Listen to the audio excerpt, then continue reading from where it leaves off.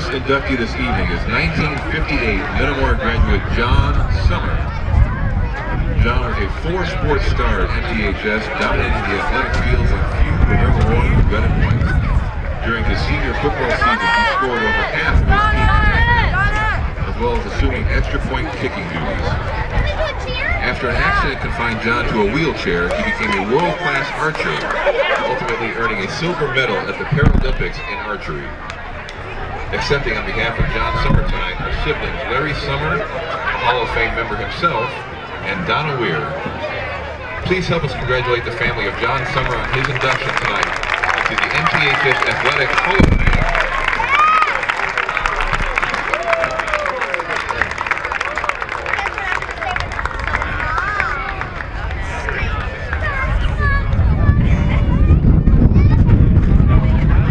Next up, please congratulate 1997 Metamora graduate Angie Zimmerman-Poole.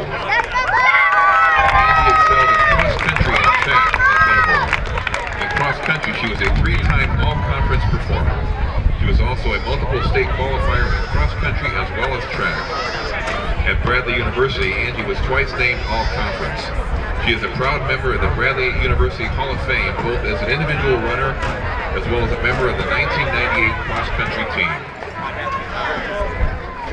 Please help us welcome Angie Zimmerman-Poole to the MTHS Athletic Hall of Fame.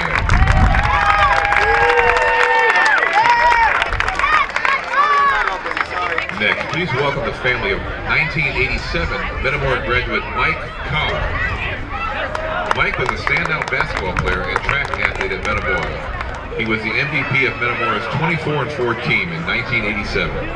That team won a Mid-Illini title as well as a regional crown before losing a tight game with Peoria Central in the sectional at Robertson Memorial Fieldhouse. In college, Mike was a star at Olivet Nazarene University, where he is currently the 12th all-time leading scorer. Dr. Michael Carr is now Provost and Chief Academic Officer at North Park University in Chicago. Accepting on behalf of Mike today are his parents, Steve and Sharon. Let's welcome Mike Carr into the Hall of Fame.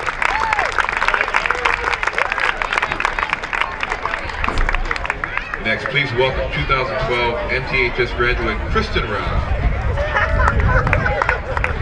Kristin was a multiple sports star at Metamora. She was all-conference 3 times in soccer, twice in volleyball, and once in cross-country. She earned Peoria Journal-Star's Player of the Year honors twice in volleyball. Kristin was proud to play on 2 volleyball regional and sectional championship teams. Her senior year, she led the Redbirds to a 35-4 overall record and a super sectional appearance. At Wheaton College, Kristin was named MVP of the Wheaton soccer team. Her versatility as an athlete was exceptional. Kristin was the 2012 MTHS Outstanding Athlete. Tonight, we welcome her to the MTHS Hall of Fame, and accepting for Kristin tonight is her volleyball coach, Carla Bartman.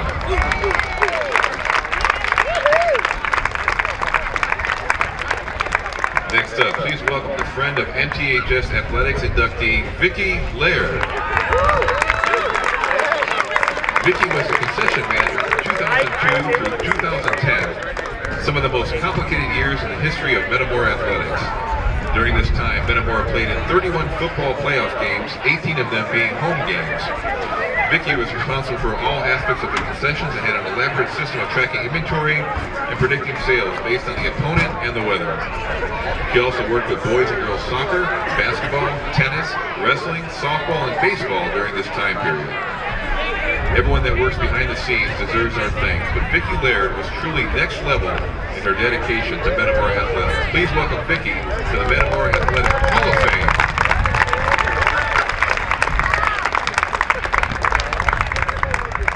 Next, please welcome longtime volleyball coach Renee Gunther. Renee coached volleyball at MTHS for 19 years after a great run of volleyball success at Dunlap High School. She also coached track for 11 years. During her volleyball times at Metamora, she elevated the Redbird volleyball program substantially, capturing 5 regional titles and the school's first 3 sectional plaques. Combined with the years in which her teams earned 4 state trophies at Mendota, Renee's overall coaching record for her volleyball career was 518 against 239, a winning percentage just shy of 70%. Please help us congratulate Renee Gunther and welcome her to the MTHS Athletic Hall of Fame. help me welcome the following teams to the Metamora Athletic Hall of Fame. First up, the 2003 boys tennis team. The boys tennis program has earned 12 sectional championships in the last 18 seasons, but the 2003 team was the one that got it all started. The 03 Redbirds were 13-1 overall. They captured the Mid-Illini title, winning all 4 divisions of the conference tournament. They captured the school's first tennis sectional title in history. 5 players qualified for the state meet. Ty Wiffles was the conference and sectional champions in singles. Joe Harris and Kyle Schoaf were the league champs in doubles. Please welcome the coaches and members of the 2003 boys tennis team. In the roster of that team, head coach Kelly Willard, players Ty Wiffles, Kyle Schoaf, Joe Harris, Andy No, Andy Laird, Nate Rao, Johnny Armstrong, Mike Axelson, Nate Gray, and Patrick McCrone, the 2003 boys tennis team, the Metamora Athletic Hall of Fame. Our next team inductee, the 1990 volleyball team. This Redbird volleyball team was the first dominant volleyball team in a long list of dominance over the last 30 years. MTHS sported an overall record of 29-3 and won the Mid-Illini title with a record of 11-1. After capturing the regional title, Metamora won its first sectional crown in school history, advancing to the super sectional in the larger class of the former 2-class system. Margaret Humphrey was the MVP of the 1990 team, but this team truly had several star players that led them to such amazing successes. Please welcome the coaches and members of the 1990 volleyball team.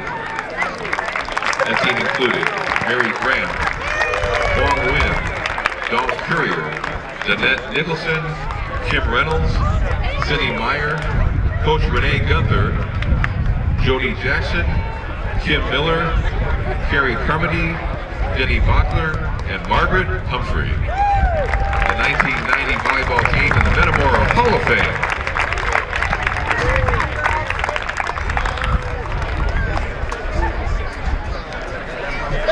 The 1976 and 1977 football teams enjoyed very similar seasons, each reaching the state championship game. In 1976, fresh off the state title in 75, the Redbird football team again dominated its competition. Metamora won its first 12 games of the season to extend the all-time winning streak record to 30 games. The Redbirds outscored their opponents 401 to 129 on the season and easily captured another Heart of Illinois conference title. In the state playoffs, Metamora rallied from a 21-0 halftime deficit against the Mths in the first round to win 22-21 in one of the most memorable games ever at Metamora.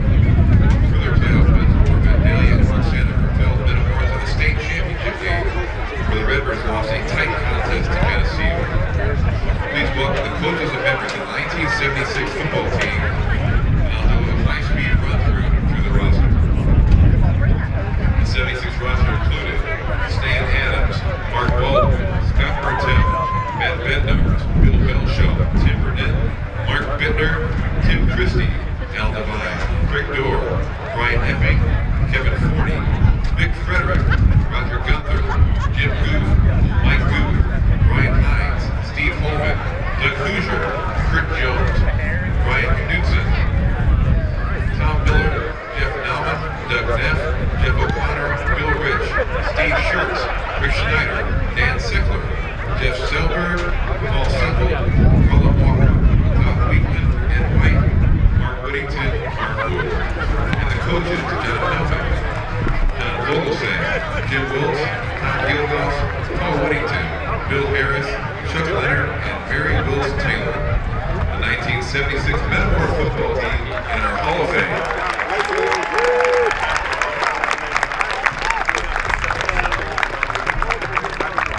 The 1977 Redbirds also dominated their opponents, outscoring the competition 350 to 130 for the season.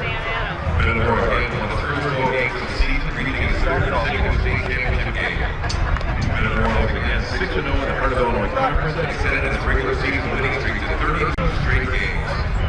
In the state playoffs, Metamora defeated Lyle, Taylorville, and Charleston by a combined score of 9-6 before falling to MTCO for the title game. Please welcome the coaches and members of the 1977 football team. Okay, we're going to race through one more time.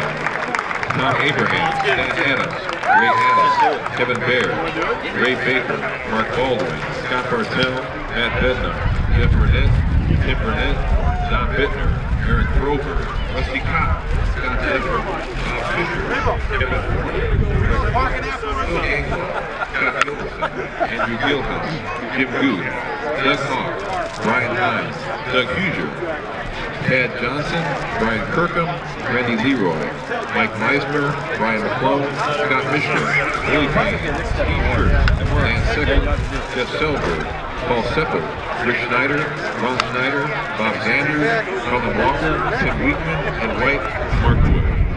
And the coaches, John Tillman, Tom Tom, Paul Whittington, Tom Gilhouse, Dave Hanaway, Kristin Taylor.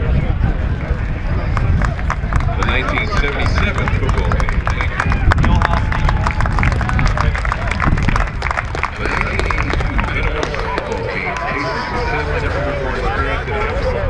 Redbird will continue to climb overall and the champions to the Cornell Conference in the final year prior to the Mid-Atlantic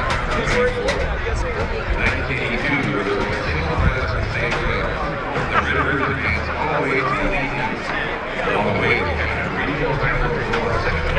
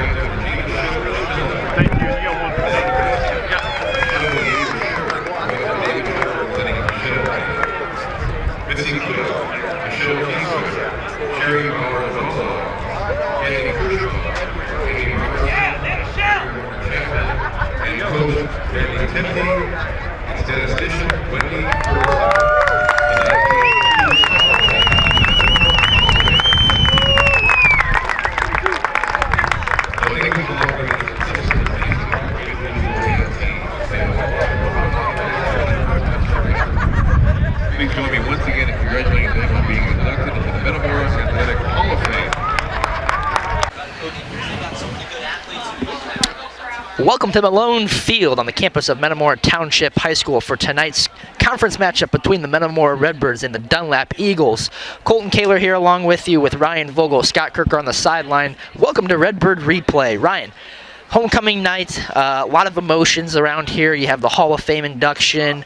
As a player, former player, what were your feelings going into the homecoming game? Yeah, and there's a lot of distractions, the parade, and it's just a fun day. You're looking forward to the homecoming dance.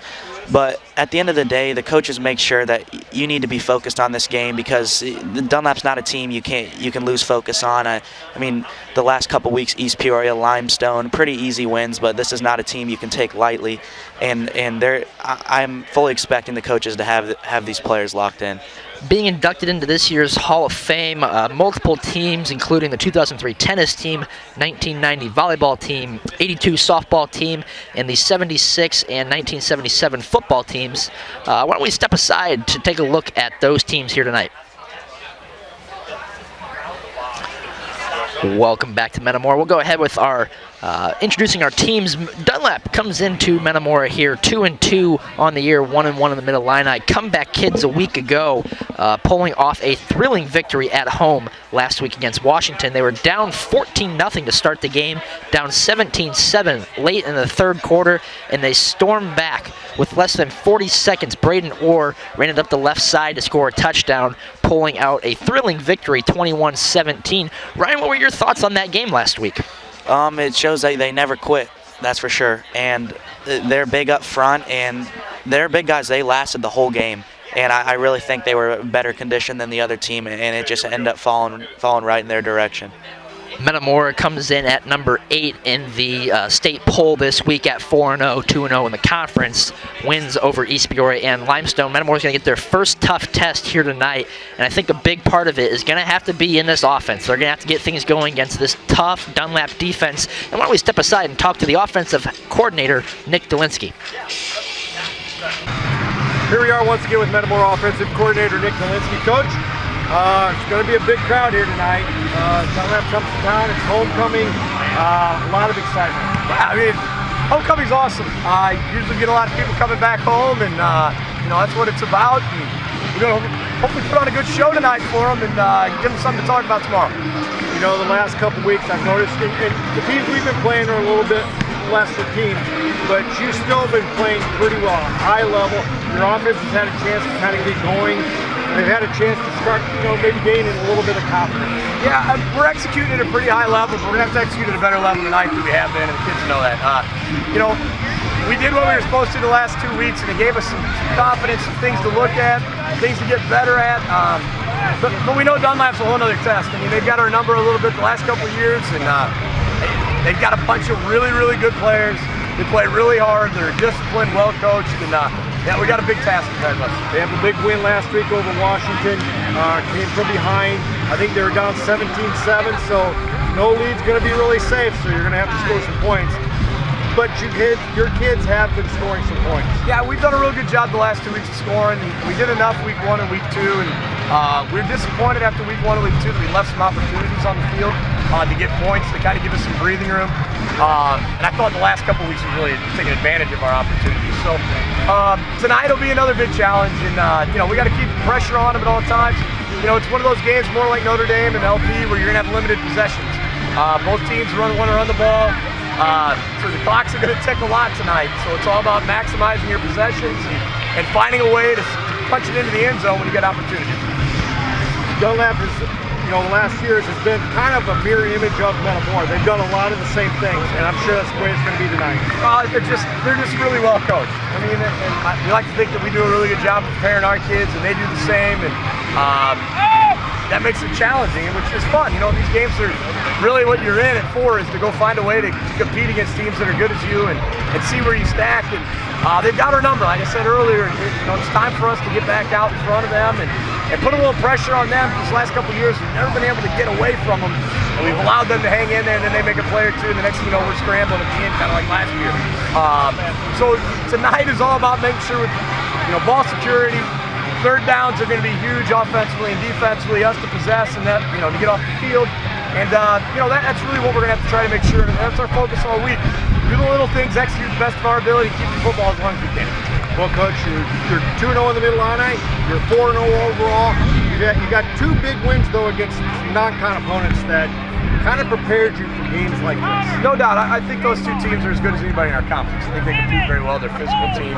They're both well coached. And I think those are 2 great warm-ups for us to get us in a position to have success as the Mid-Illini rolls through. And, we're in the grind now. I mean, there's no gimmies here until the end of the year. So, we want to get to week 9 and then get to week 10. And we got to get through Dunlap tonight, and then we'll take the next step. And, our kids understand what's on the line. It gives us a chance here. We want to win a conference championship. We can't do it unless we win each week. So that's what we're going to do, to try to go to do tonight. And they've put themselves in a position to win those games. Without a doubt, without a doubt. We got some kids that are really playing at a high level. Well, Coach, good luck tonight. Bring home a W. Yep, we'll do our best. Welcome back to Malone Field. Just a little bit before kickoff here, we got the national anthem coming up by senior MTCO. The singing of our national anthem by Metamora senior MTCO. It's got to be out there somewhere in the mix. There she is, right in front of that.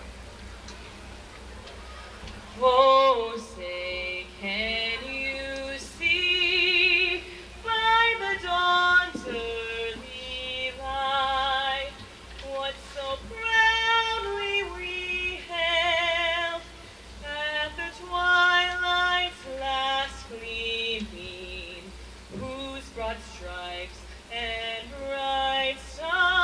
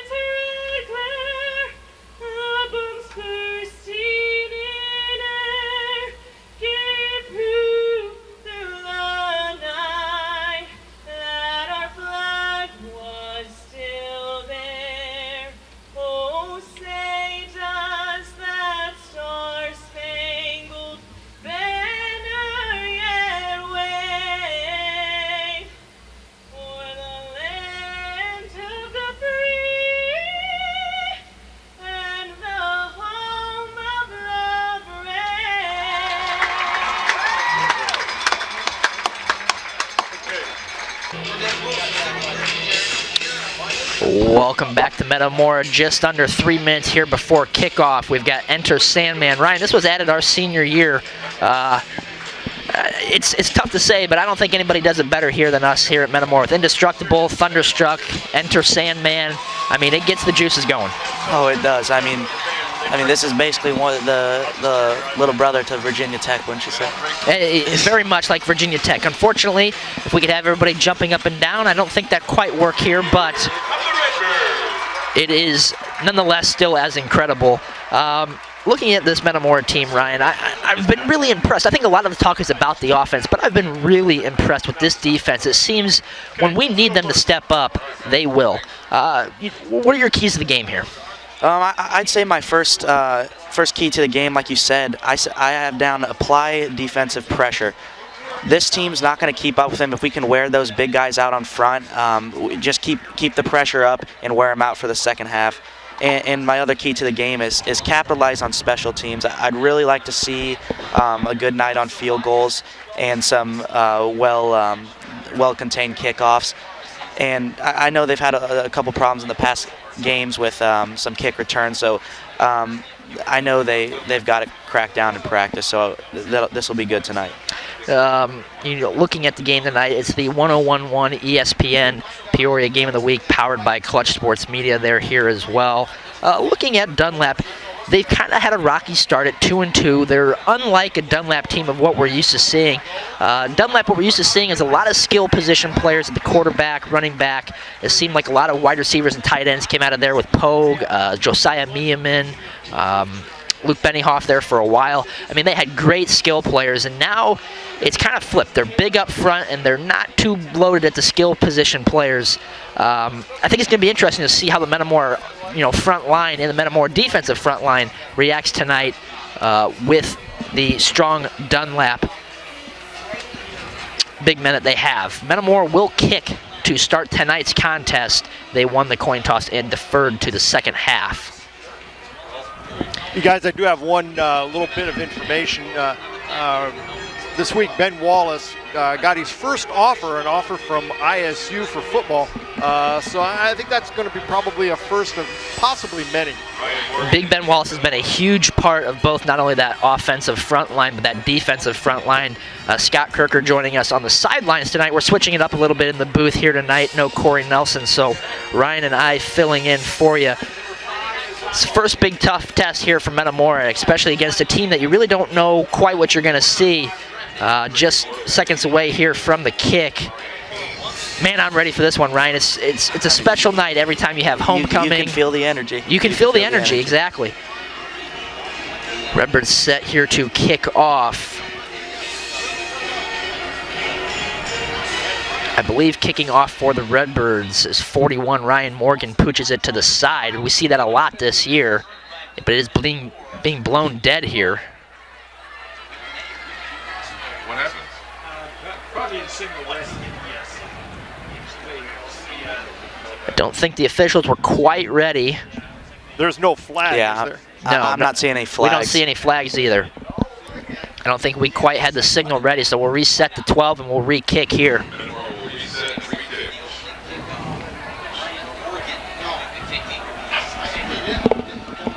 Last time out, Redbirds lost in the spring 21-14.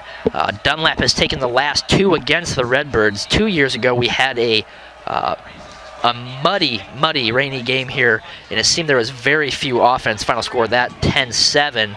That's really good. Great return Really there good from the containment. Redbirds. Just what I said. Really good containment. That was Braden Orr on the return for the Eagles, the hero of last week. And I still see Dunlap has not changed their jerseys, so it's going to be very hard to see the numbers here tonight. The white jerseys with the gold lettering. And one thing about those pooch kicks is when your kicker can get it up high like that, it gives your kickoff team a chance to get down there, and that's why they're stuck on the 30 right now, is because it was a great kick. And times you kind of can lull them to sleep a little bit. Here's the run up the middle, and that's stuffed by the Redbird defense. No gain on the play. There's the man of the hour, Wallace. That was Joe Carmen for the Eagles, 35.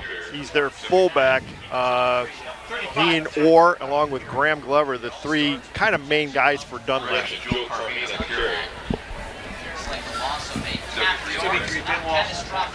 Sets up 2nd and 10 for the Eagles.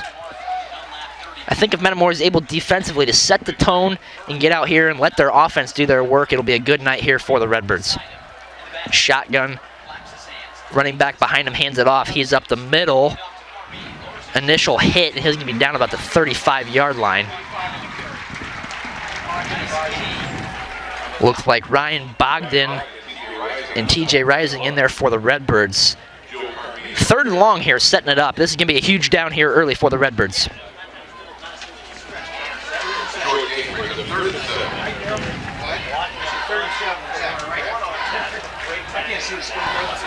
Third and 7 for Dunlap.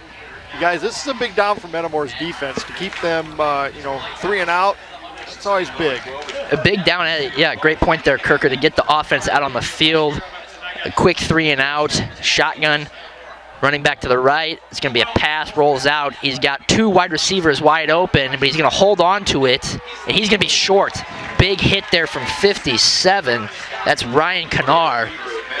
Man, if he would have unloaded that downfield, that could have been a touchdown here early on 3rd and long for Dunlap. Sets up 4th at about 3. Brings out the punt team for Dunlap, so good 3 and out here for the Redbird defense to start. Hartnett and Solomon Schwartz back deep for the Redbirds. And especially with kicking off first, that's such a big stop on the first drive, because now you basically have the ball first, chance to score first, and you're getting the ball in the second half. Metamora is typically a team that likes to defer. We've seen the last few weeks they get the ball first, set the tone offensively. And the punt away is going to be fair caught by Solomon Schwartz at about the 37-yard line. So the Redbirds will take over there.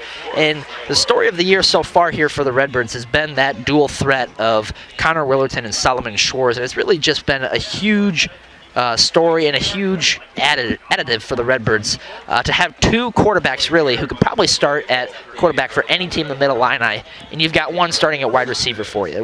What do you think it is between those two where they're able to just mix so well? I mean, they talked about in some interviews how they had some disagreements over the summer, but it really created a strong connection. And when you have 2 guys who can throw like that, and there's another great throw right there. Shotgun pass, that's Caden Hartnett for the Redbirds. That'll pick up a first down to the 44, 43. And like I was saying, when you have 2 guys who can throw, that opens up so much more stuff with trick plays, double passes, so much more stuff that Dunlap and teams have to game plan for. Sets up that run pass option there on the first play. Redbirds have kind of gotten back into the mix of going under the center. We're in shotgun here, 2 receivers to the right. Willerton is going to keep it himself, and if he gets a block, he could be gone. There's Willerton to the 20. He's going to go all the way. Touchdown, Metamora. Connor Willerton from 43 yards. Well, you guys, that really opened up. We got some great downfield blocking from Hart. Came right at us. That was a beautiful play by Metamora. Great job and a great fake. Great job by Connor Willerton to hold on to that ball. It looks like they're going to set up for 2 here.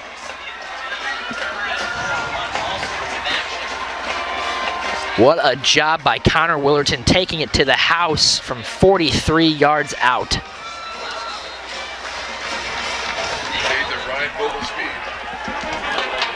That is the Ryan Vogel speed. A great point from our PA announcer, Gary Baranowski here. Ryan could turn on the jets when he wanted to. We're going to take a timeout. Turtle-like speed. Turtle-like speed. Now, that would be me. Look, Metamora going to burn a timeout. I don't think we quite had the personnel on the field that we wanted, so that'll be Metamora's first charge timeout. Obviously not ideal there. Now, Kerker, would you say that's like lumpy Vogel breakaway type speed? Colton? Well, I'll tell you this. Had Connor Willerton had lumpy Vogel speed, he might have been in there a couple seconds earlier. Looking at the record between the two, only 31 meetings between the two teams. Metamora holds the all-time record, 24 wins to 7 losses. Looking at the total points, Metamora at 904, Dunlap 394. So that averages to about 29.2 per game and 12.7 for Dunlap. As I mentioned before, the last 2 meetings going to Dunlap, outscoring Metamora 31-21. Last win for the Redbirds was at home in 2014. There's Willerton not going to get in on the 2-point conversion. So it'll be 6-0 Metamora with 9:02 left to play here in the first. While you didn't get the 2-point conversion, overall you got to be very happy with that first drive there from the Redbirds. 2 plays, totaling, I believe, 70 yards or so, thereabout, a little less. Give your defense back out here to get another stop. Keeps a lot of fresh legs, too. Hey, Joe, you do a Germantown drill again? Yeah, right now? Yeah. Looking at the Redbirds head coach, Jared Grebner, 7-1 so far. In his 2 years, kind of in a way. Obviously, the whole first year got thrown out the window with COVID, but 7-1 record so far. You've got to be happy with the job that he's been doing at the helm of this program. Yeah, and that's such a big transition when you have a guy like Pat Ryan stepping down, and he's handled it very well. And most important thing is he's beat Washington 1-0. Most important win. Ball blows off the tee, so we'll have to reset it here. Looks like a slight drizzle starting to come down here tonight. Umbrellas are starting to come out.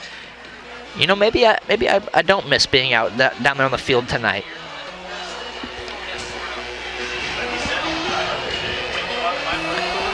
Looks like. Well, I'll tell you what, I do enjoy being on the sideline. It's the first time ever. Pooch kick again, about 25, and tackle, but he's able to break loose. That's 28. Graham Glover. Graham Glover, yep. He'll return that in the Metamora territory, so Dunlap will have great field position to start their second offensive drive here. Yeah, and looking at the radar, it's going to rain for a few minutes here, but nothing serious. Metamora's glad to be able to get a brief tackle they had there, because it looked like he had a very wide open hole to where that could have been points for Dunlap there. Ball be placed at the 50-yard line, 1st and 10 Dunlap. Dunlap going with the wing tee here under the gun. You'll see them run this scheme. It looks like a false start, not called, but Redbird defense standing tall again, that front line. And wouldn't you know it, 33 in there. That's TJ Rising. Jay's been kind of stalwart. This third year as a starter, and yeah, you can probably expect for guys to have big. Looks like they gave him a gain of 1, a generous spot. Sets up 2nd and 9. They'll be back under the gun. One receiver to the left, wing tee style here.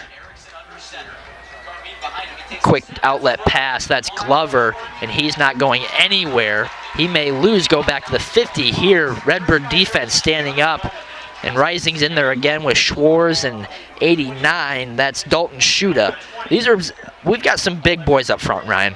Yeah, and you can tell Dunlap's uncomfortable. They're in a little bit of a panic. They're getting pushed around, and they really haven't gotten any offense rolling yet. Maiden Burke at the quarterback position here for Dunlap. Is that the younger brother of Miles? Yes. So we got shotgun here, 3 trips right, 1 receiver left. Pass, got a guy open. He'll be wide open if he catches that. Just out of reach. That was Kiwan Irby. Huge interception, or incomplete pass there, rather. That could have been 6 right there, Ryan. Yeah, and that was a good throw, just a little bit overthrown. And like Colton was saying, Madden Burke, younger brother of Miles Burke, quarterback on the good state championship team, 2nd place finish. Ended up breaking his collarbone in the championship game, but his brother was a great quarterback. Brings up 4th and 10, and the punt team out here for Dunlap again. Big snap, almost got a finger on it. That's Hartnett, and he's going to let it go. Just get out of the way. That will be down at about the 22-yard line. So another great 3-and-out from the Metamora defense here, and it'll set up good field, decent field position for the Redbird offense here. Yes. If we can keep the 2 plays touchdown streak going, it'd be a quick night here. Yeah. Looking on the Dunlap side of the field, 13th season for head coach Brett Cazalet. He's got 72 wins and 47 losses.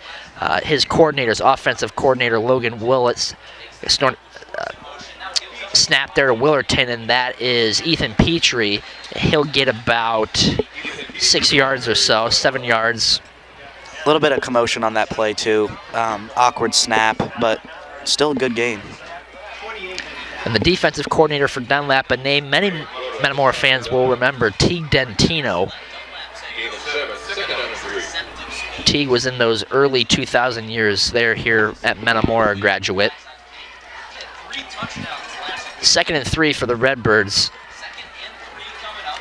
Out of the shotgun, motion across from Schwartz. Snap, they're going to run the option, and there goes Willerton. Wow. He might go again.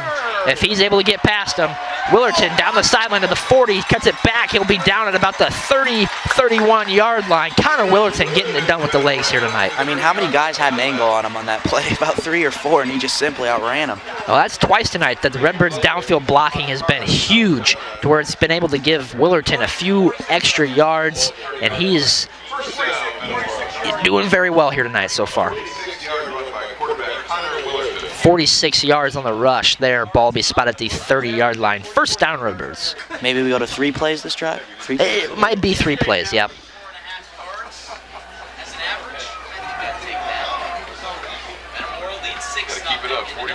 Six 0, 6:05 here to play. Under the gun, 2 wings, hand off to Petrie. He's going to go up the middle, and he'll be tackled by multiple Eagles there.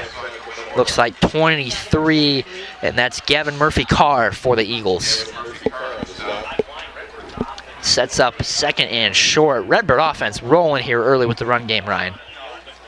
I mean, the up front just looks great. That's where it all starts. I mean, the holes, you could drive a truck through most of these, and the downfield blocking, like you mentioned, Colton, has been great from the receivers. They don't give up on any of the plays, and that's what's gotten Willerton those big runs. 2 receivers to the right out of the shotgun. Willerton takes a snap. He holds it, throws it. There's Schwartz. He'll be inside the 10, set up 1st and goal. You guys, it looks like anything Metamora wants to do right now, they're able to do. At will offense here for the Redbirds, and I was about to make a point of the running game. That's Metamora's bread and butter, looking at historically within the program, and we've seen a lot of passing here in the late, but it seems we're going back to that old style offense where we really, that under the gun, and we still see a lot of shotgun here, but especially with a quarterback who's able to throw the ball well, you might as well. 2 receivers here to the right. Out of the shotgun, Willerton will take the snap. He hands it off to Petrie. Petrie is going to muscle inside to about the 2-3 yard line. It'll set up 2nd and goal. Redbirds looking to punch it in. Go up by 2 scores. Redbirds going to go hurry up offense here. And this really is such a diverse team too. I mean, like you said, the bread and butter's the run, but they can do everything. Petrie in. Touchdown. Metamora. Ethan Petrie from 2 yards out.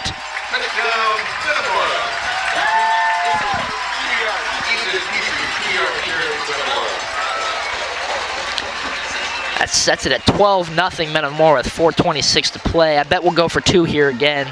Try and get it up to 14. Looking at the teams in the area, you see a lot of question marks at field in the middle Illini. And this is one of Metamora's most well-rounded teams. Shotgun, Petrie to his left. Willerton's going to take it, and he is in. 2-point conversion's good. Metamora 14, Dunlap 0. Redbirds rolling here early. But you look at a team in Washington who we expected to be really good, and they still might be. They suffered a tough loss last week, and Dunlap's good. But I think Dunlap is, they've seen I wouldn't say their better days, but I don't think this team for Dunlap is quite as what they've had in the past. No, and you look at the recent success. I mean, this team's always going to be well coached. Whatever group you give them, they're going to have a chance to get in the playoffs. And you go back to 2017 year, 2017-2018 school year, and they were in the state championship. Unbelievable team. You had Bennyhoff, Mangieri, and just really a plethora of just weapons. Every guy on the field, I mean, they were 2 guys deep at every position. The line was huge, and they annihilated everyone, and still played a great. Who was that in the state championship? Chicago. They were white and blue. Yes, and I think it's a team that Metamora had lost to or played previously. It wasn't Wheaton St. Francis, was it? No. But they had a couple Alabama commits, and they could do anything they wanted, and Dunlap did all they could. But I mean, that was a great game. 14-0 deep kickoff here, and that's to Kawana Irby. He drops it, and he's going to get the return. Could have been a block in the back there. He's going to get out to about the 31-yard line. Still good. Yeah, still good. Contain. Only on the 30.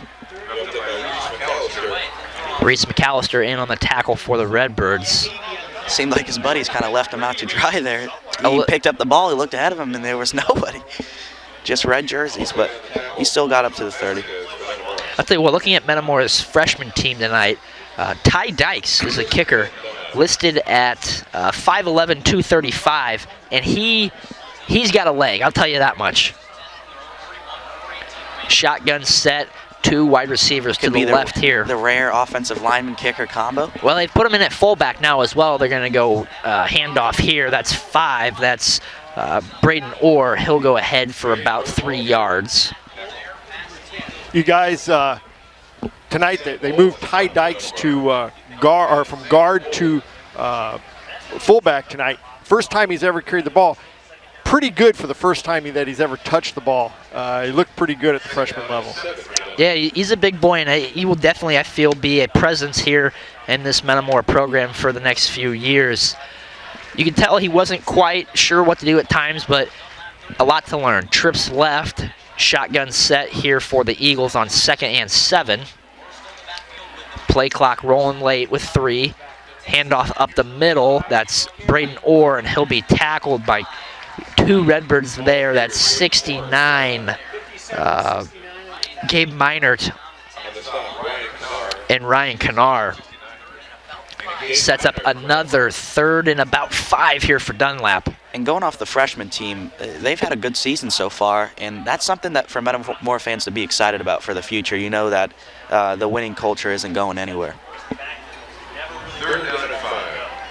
3rd and 5, 3 minutes left to play here in the first.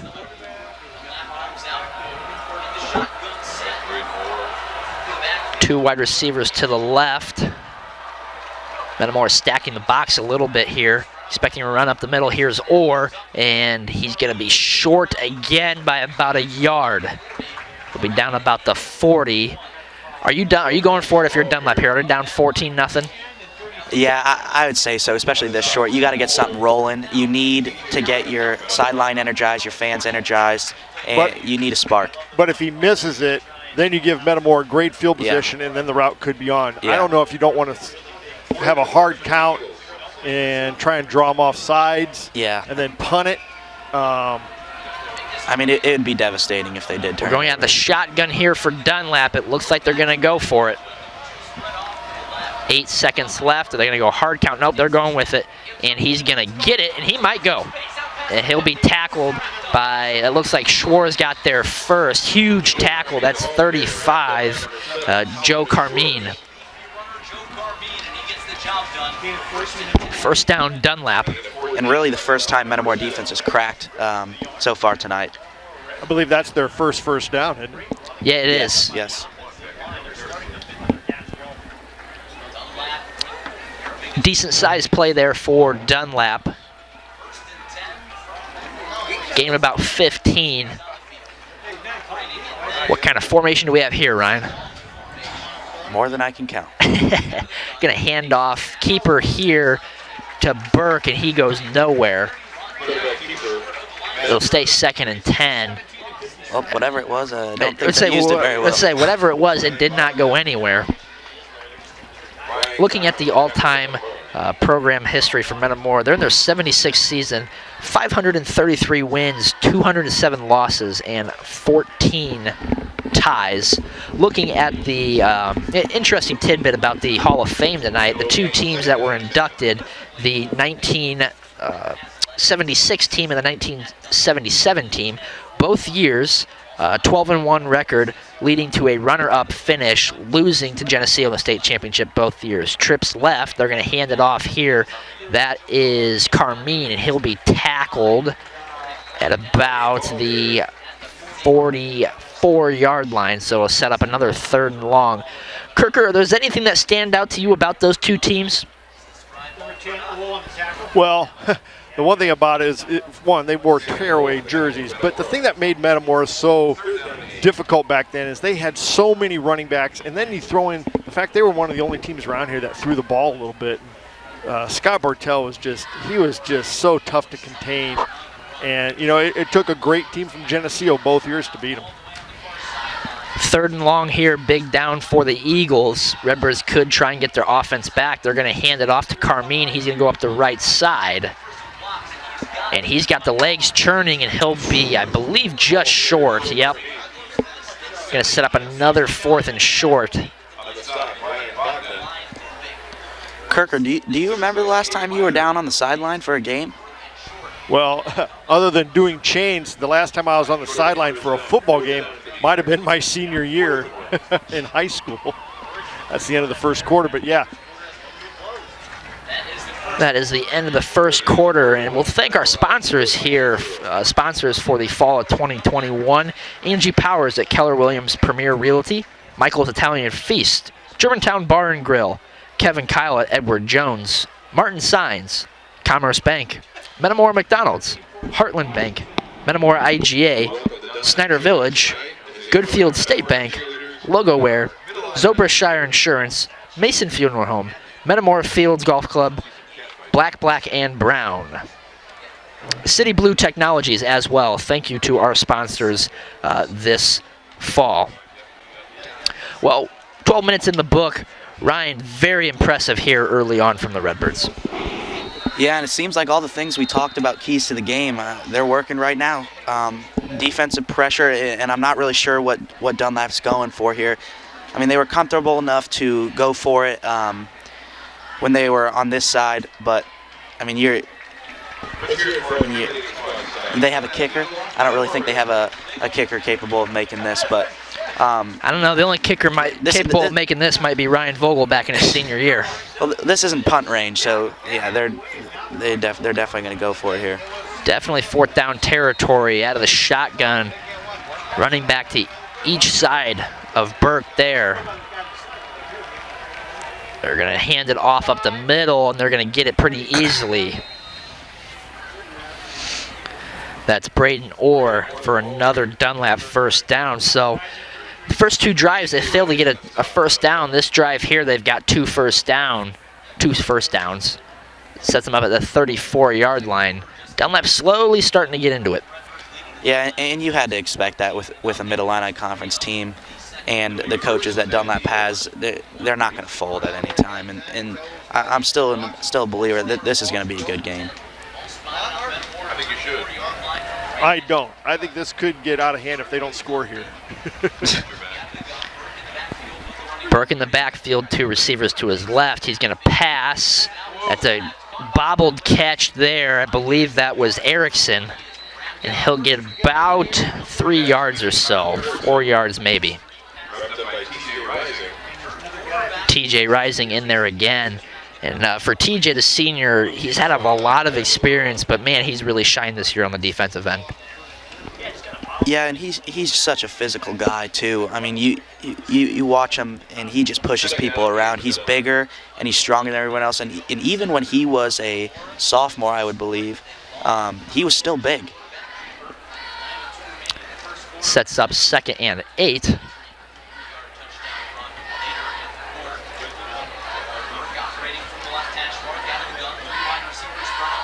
snap to Burke. He's looking left. Can't get the pitch. He's going to run. Just missed him. Redbirds trying to rip that one out. I don't think they're going to be able to. Looks like Taylor was in there as well. Another first down.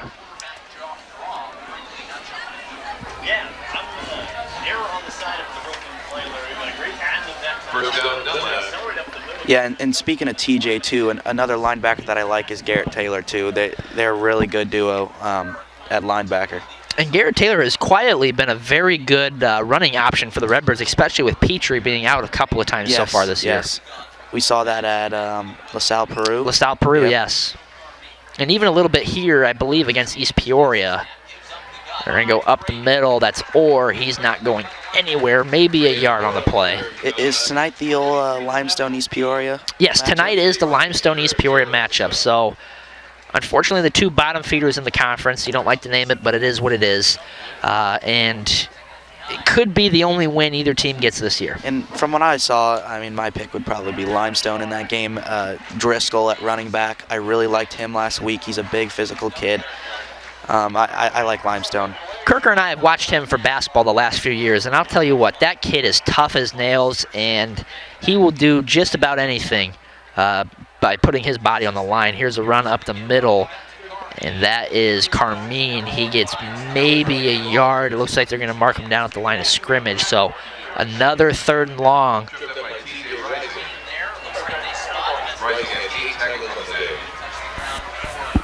This sets up a big 3rd and 9 for Dunlap, and you know I don't know if they're going to be really looking for a field goal. They're going to have to try and get the ball into the end zone somehow here on this drive. Yep. They've had a nice drive, and to come away with nothing that could be pretty demoralizing. We'll go trips right. Looks like Nate Bartman in here for the Redbirds out on the edge as a cornerback.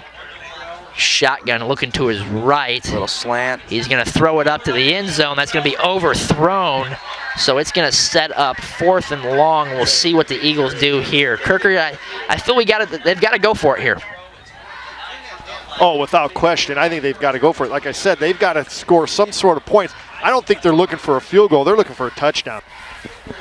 And if the Metamora defense can hold here, that would be huge.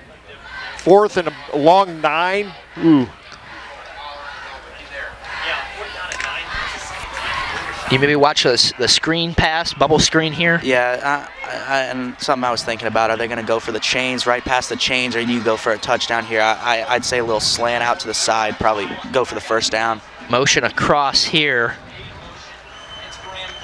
That's Glover to the left side, so he's got a receiver on each side. Fumble snap. He's got the pressure. If he steps up, throws. Glover couldn't get it. Man, he was open, Ryan. They had a chance, just overthrew him. Yeah, and that's been a common theme for Dunlap so far. I think that makes a 3rd overthrow. Still pretty impressive for him to pick up the ball like that and look up and see that receiver so fast. Just right idea, wrong street, and he almost made a nice one-handed catch, too. Almost brought it in one-handed. That probably could have been on SportsCenter tonight had he brought that in. That would have been huge points there for Dunlap, but they turn it over on down. So here comes the Redbird offense again, 2 for 2 on touchdowns in their first 2 drives. 8:24 here in the second quarter. Metamora could start put Dunlap in the rearview mirror. Here's a handoff to Petrie. He's up the middle, and he just mows 2 Dunlap players over. He's going to get the first down. I'll tell you what, he not only is he a big boy, but he is not afraid to put his head down and run some people over. Yeah, and I know as well as anybody, low man wins. I've gotten crushed my fair share of times, and his shoulder was, I mean, he was ready to bulldoze somebody, and he did. And he's been doing that. He's been doing almost every running back Metamora does that. They do a great job getting the pads low, and the defense feels it too. Don't you guys feel that might be the one big advantage Metamora has, is that we have Ethan Petrie and they don't have anybody quite like that? I think that is a big help. You know, they've got a few good running backs, and here's Petrie again. But, I mean, wow. Petrie, look at him. He's just lowering his shoulder, mowing him over. That's a 12-yard run followed up by about a 13-yard run there for Petrie. But not only is he big and he's able to be physical, he's quick, too. Yeah, I mean, you saw right there, he's elusive. He was moving side to side, and he he didn't just run over everybody. I mean, he juked out a couple guys too. Now, Ryan, as a former player, was there a homecoming game that kind of sticks in your memory?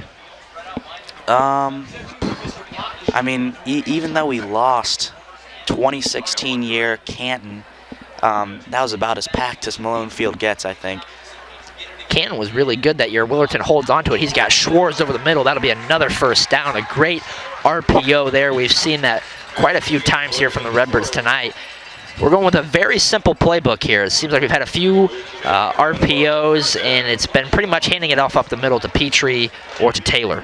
Yeah. And going off that 2016, yeah, like you said, Canton was good that year. They ran the little whirly-bird offense. You never knew where the ball was.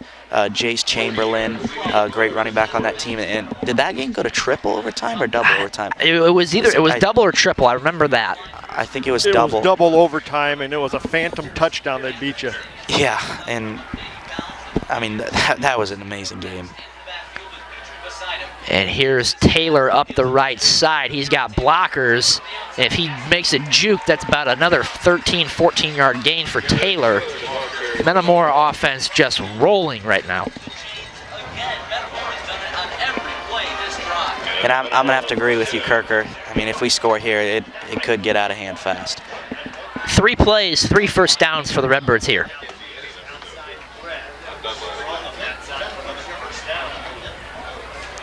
Excuse me, 4 plays, 4 first downs.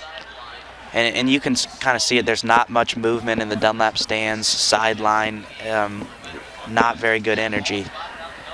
And it's tough for a team like this to really take it out of you. Willerton out of the shotgun, making a signal. He'll take the snap and hand it off to Petrie. Petrie up the left side, middle, and he's down again at about the 20-yard line. So no first down here, but a good gain of about 6, 7 yards there. You know, it's got to be demoralizing for the the Dunlap sidelines, because they drove down to our 20-yard line, came away with nothing, and now Metamora over downs, and they're just moving the ball at will.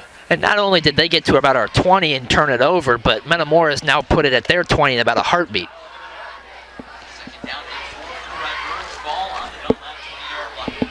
Second and 4, Metamora going under the gun, but Dunlap's going to take a timeout. Maybe a chance for Coach Cazalet to give his defense a breather here.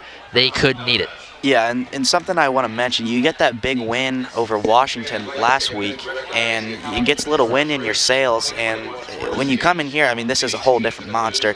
Not only playing Metamora, but playing at Metamora. The atmosphere, I mean, you look up in these stands, I mean, they're full. You look at the hill, it's full.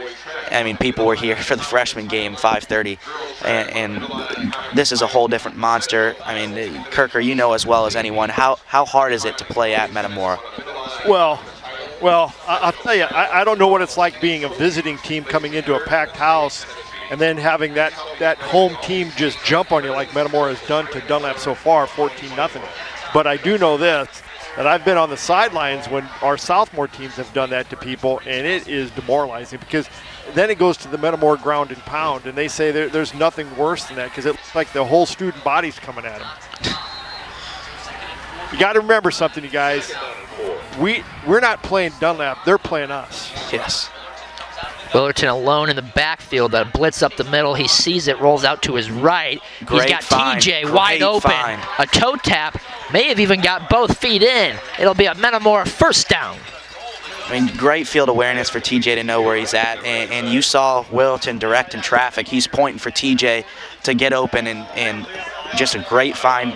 Great job getting out of the pocket. Great recognition, as you just pointed out. Great recognition there from Willerton to see that blitz coming and roll out to his right away. Sets up. It looks like they're going to mark him at about the 11, so Metamora's going to get a first down here. They're more than likely going to punch it in. 5:11 to play. Under the center here, Willerton hands it off to Petrie. He's up the middle, and he's in for the touchdown. Ethan Petrie from 11 yards out. And Dunlap is stunned too. I mean, there's going to be have to be some major adjustments at halftime. You know, you're probably right because we've missed an extra point, so you're right. We're going to have to make some major adjustments. Major adjustments for Dunlap, that is. Okay. Looking at the meetings in the past, in 2019, it was that rain out we had here Friday night. The game got moved to Saturday, and it was a straight mud pit here at Malone Field. Final score, Metamora lost 10-7, and that was the closest meeting between the two teams. Motion across here from Schwartz. Willerton had taken himself, and I don't... Oh, he might fight in. He did. What a shifty play from the senior quarterback, Connor Willerton. Metamora 22-0 here early over Dunlap. And I don't mean to take anything away from Dunlap here, but last week maybe they won a game that they probably shouldn't have, but all credit to them. They stayed in the game with a tough Washington team. They battled, and they did what they had to do, and that gives them a great confidence boost. But then, you know, it doesn't get any easier the next week going on the road at Metamora. Is it tough, you know, possibly winning a game that maybe you eked out and then you run into kind of a buzzsaw here tonight? It's tough to get up 2 weeks in a row, no matter what level you're at. College, pro, it doesn't matter. When you have to get up 2 weeks in a row and have to play your best to win a game, that's really, really tough. Now, Metamora's come out and they've you know, kind of laid the beat down a little bit. The game's not over yet. We still got 5 minutes to go here in this first half. But so far, they've got to prove that they can stop Metamora. Lots of football here to play. But even for Metamora, it's probably been tough the last 2 weeks for them to get up back-to-back and know that you're playing East Peoria and Limestone, two games that you probably know will be a blowout. That one will be recovered and down at about the 36-37, so Dunlap will take over from there.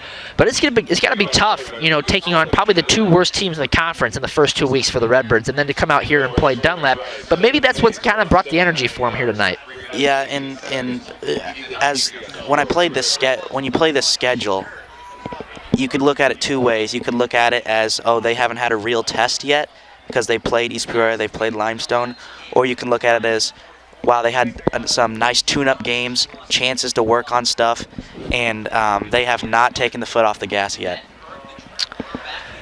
Ball spot the 37, Dunlap takes over. They've got to put points on the board, and in a hurry. They're going to go quarterback keeper, that's just Burke, nothing. And he's going to get maybe a yard. How many Redbird jerseys there? One, it looks two, like there are three, about four. 3 or 4 Redbirds just waiting for him right there. They had outside contained too. It's why he kept it on the inside, and they had quite a few more waiting for him. You know, the thing that Metamora's got going for him right now is now we can just pin our ears back, and you know, like Pat Ryan used to say, they're all frothy mouthed. And Dunlap's got to try to sustain a drive, because if they give us the ball back, remember, we get the ball to start the second half.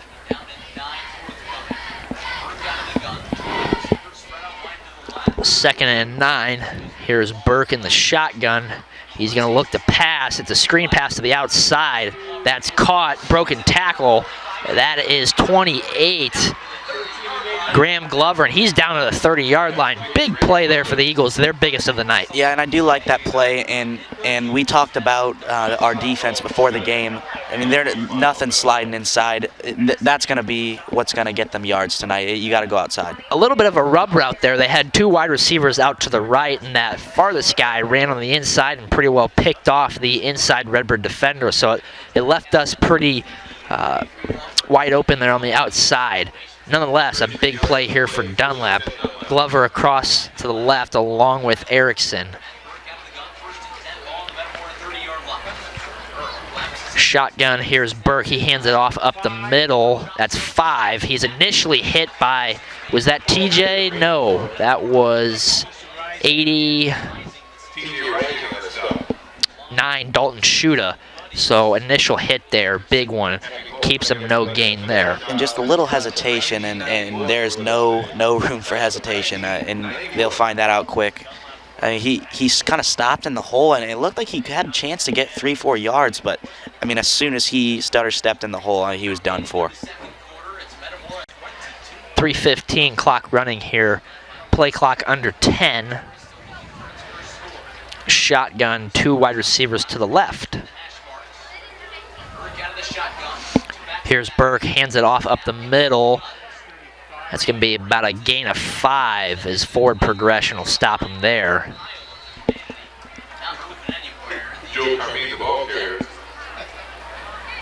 Now, if you're Dunlap here, would you like to keep the pace up? I think you have to. You've got Metamora reeling just a little bit. But again, you've got to put up points here, because if you don't, this one could be out of hand quick. Yeah, like you said, they have to score before this half ends.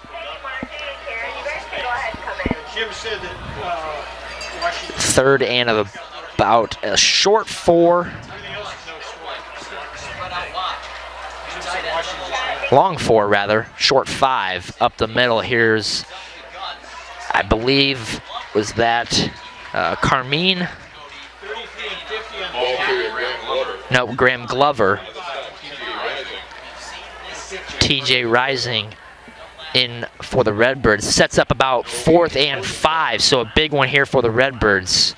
This is going to be a real big down. Again, you know, you drive and you get inside the other team's 40 or 30-yard line. And in high school football, you're hoping you can cash in some way you can get some points. And if they come away empty-handed twice in a row, you know, they were down under them, you know, right around a minute. I think they're going to slow it down, because if they don't get this, they don't want to give Metamora time to take it back down and score right before halftime. They're going to run down the clock, and if I was Metamora, I almost would have thought about possibly burning one timeout there. You get more time on the clock if you're able to get the stop, but as well, you got to look at the other side. If you don't get the stop, that gives them more time to score.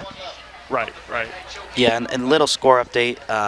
Washington up 21-14 at the end of the third quarter over in Washington. Over Morton? Over Morton, yes. 21-14? 21-14. Looking at elsewhere around the conference, Limestone 20-6 over East Peoria, Pekin up 21-0 over Canton.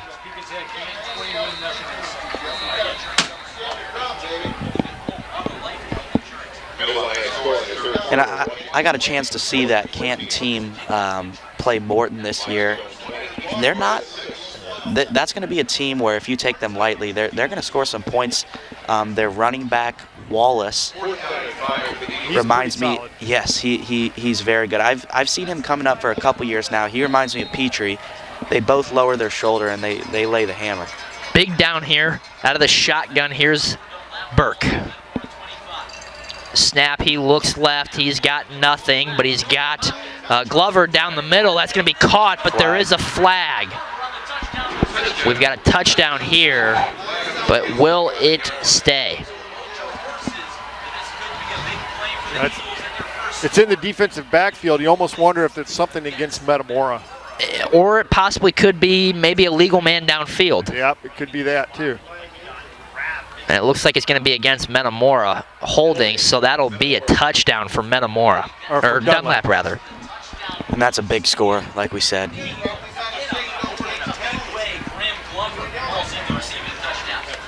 Graham Glover, and that's twice. They've kind of ran that almost a little bit of a wheel route, but it's an out and then boom, down the sideline, and he was able to corral it in that time. So they will set up for the extra point. This looks like 52. Sam Morgan, 51. Nicholas Mueller, I can't tell. These numbers are so hard to read. High snap. Ooh, almost blocked. I think he missed it. You got it. Oh, got it. Just sneaks it in. 1:19 left to play here in the half. Metamora 22, Dunlap 7. 61. 61 is kicker. 61. That is Drew Wisdom. He's a big boy, too. Big lefty kicker.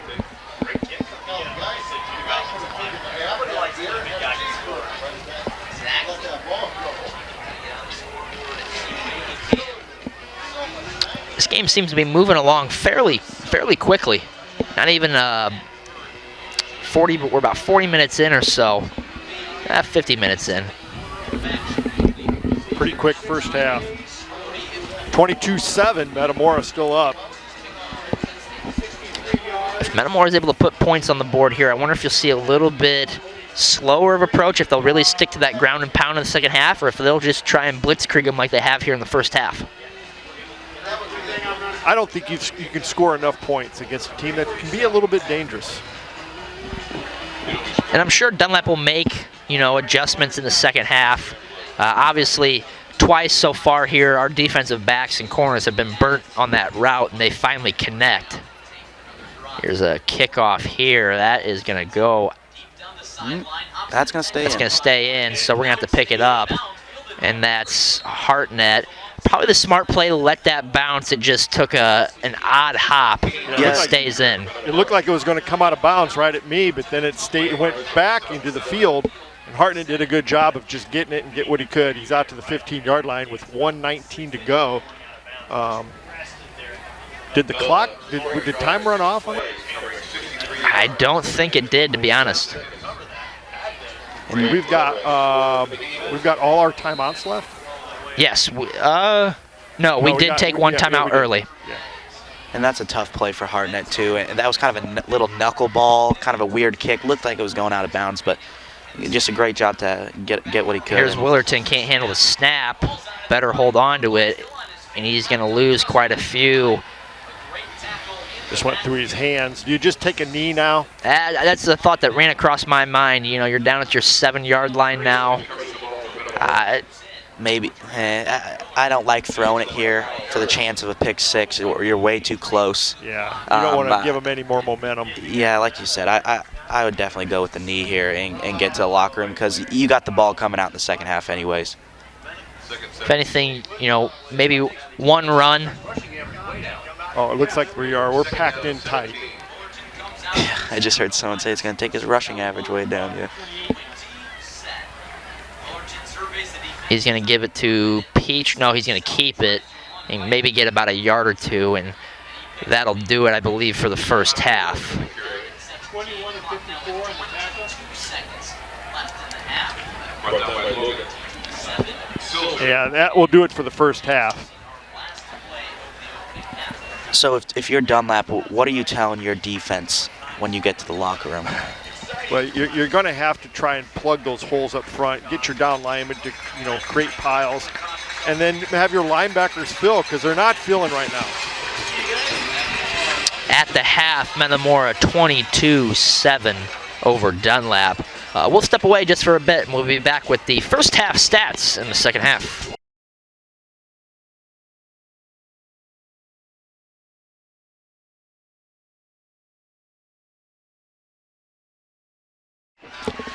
Welcome back to Metamora. Redbirds take a 22-7 lead into the halftime locker room. Ryan, go ahead with the halftime stats. Total offense for Dunlap, rushing 19 attempts for 60 yards, passing 3 for 6, 59 yards and a touchdown, and that was a total of 119 yards in the first half. For Metamora, rushing, Petrie has 9 attempts for 67 yards and 2 touchdowns. Taylor has 1 attempt for 16 yards, and Willerton has 3 attempts for 82 yards and a touchdown. Total yards rushing, 13 attempts, 165 yards, 3 touchdowns. Receiving for Metamora, Caden Hartnett, 1 catch for 19 yards, TJ Rising, 1 catch for 9 yards, and Solomon Schwartz, 2 catches for 26 yards. Total receiving, 4 catches for 54 yards. Passing, Willerton's 4 for 4 for 54 yards. And Metamora's total offense, 219 yards and 3 touchdowns. Well, scores, we have one final already through the conference. That must have been a quick game.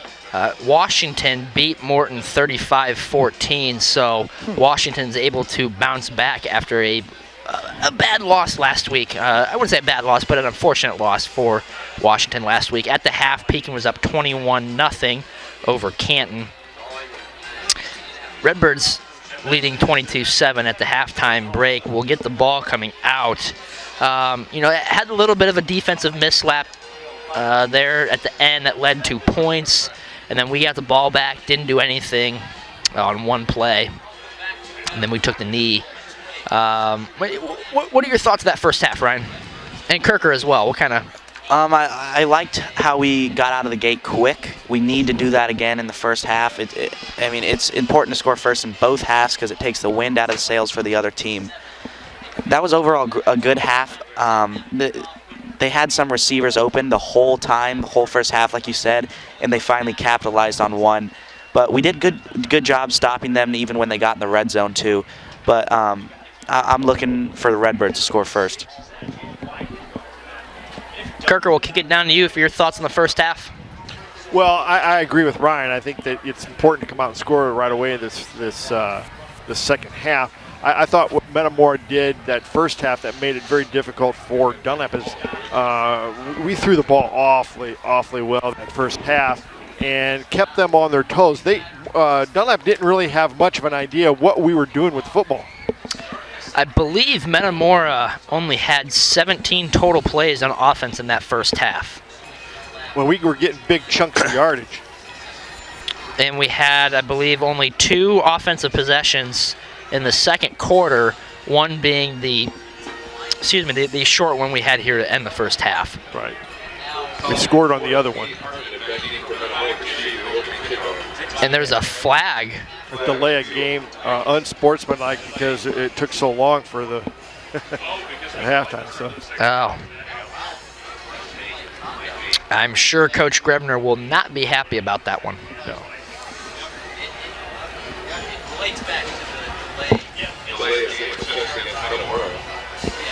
Delay of game assessed to the Metamora band. Yep. Seriously? That's a first. Nothing quite like the band running on the field, but the band taking too much time, and they're going to squib it here. Metamora is going to get it. So, where did we get the ball? I can't see. At about the 33, I think is 32, 33 is where Metamora is going to start. So not bad field position. No. I'm kind of confused. I understand the reason, but at the same time, you got to try and pin Metamora deep there. I would think so too, but if you're going to onside kick, that would have been the time to do it. Yeah, and good job by Vasquez, number 80, Marshall Vasquez, to recover that kick too, because I'm not sure they were expecting that. Metamora start the shotgun out of here. There's going to be a screen pass here to Solomon Schwartz, and he is going to get a first down. Oh, big hit there. Big hit, but not before he picked up the big forward yards. progression will take the first down there. About gain of 12 on that first play for the Redbirds. Great outside blocking there from Hartnett, and Metamora was able to get the edge for Schwartz to get the first down. Chains move. Redbirds quick to the line, 2 receivers to the right, out of the shotgun again. Here's Willerton, hands it off to Petrie. He could go if he gets a block.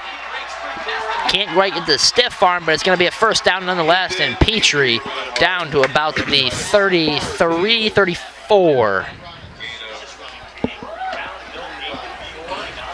Petrie's going to come out here, take a breather. It looks like he's holding his head just a little bit. I think he maybe caught something in the eye. Willerton's going to pass. Can't quite contain that block on the outside there by Hartnett. Lose about 2 yards on the play there.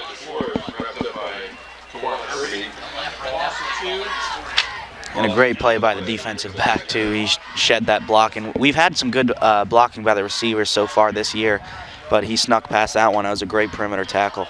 That's another one. If we're able to contain the outside there, we might be able to get another first down there, but we'll have to settle for second and about 12 here. We don't seem to be in any hurry, only about 12 seconds left on the play clock, so they're going to have to go quick. Have to get set with about 5 out of the shotgun here. 2 receivers to the left, 1 to the right. He's going to hand it. He's going to keep it, actually, and he's got daylight in front of him. All grass. He's going to have to get past the defender there. Not quite going to. He's going to be tackled about the 19. Another first down. Great keeper there from Willerton.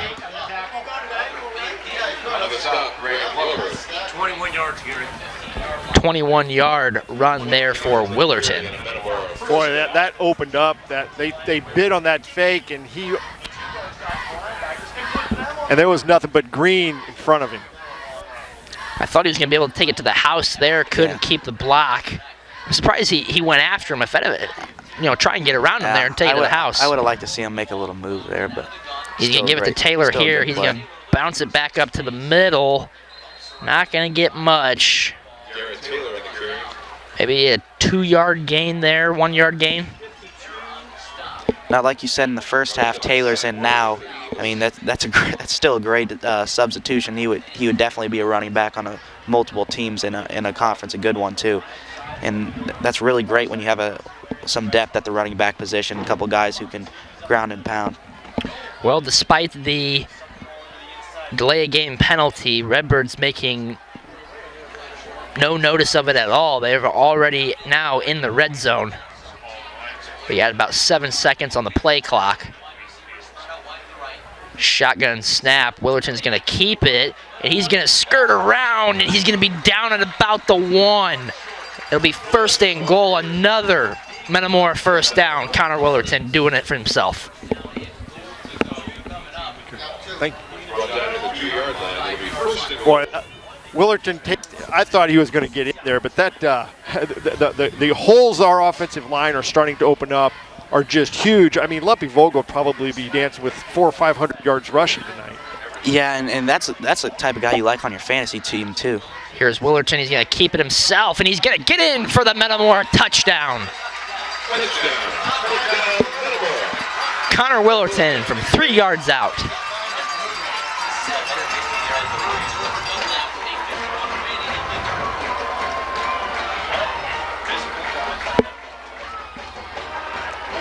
Looks like they may go for 2 again here. Nope, looks like they're going to kick the field goal. Willerton's staying on, excuse me. Yeah, there's no reason not to. Looked at Hartnett and saw. So Metamora's offense will stay out there. They'll go for 2.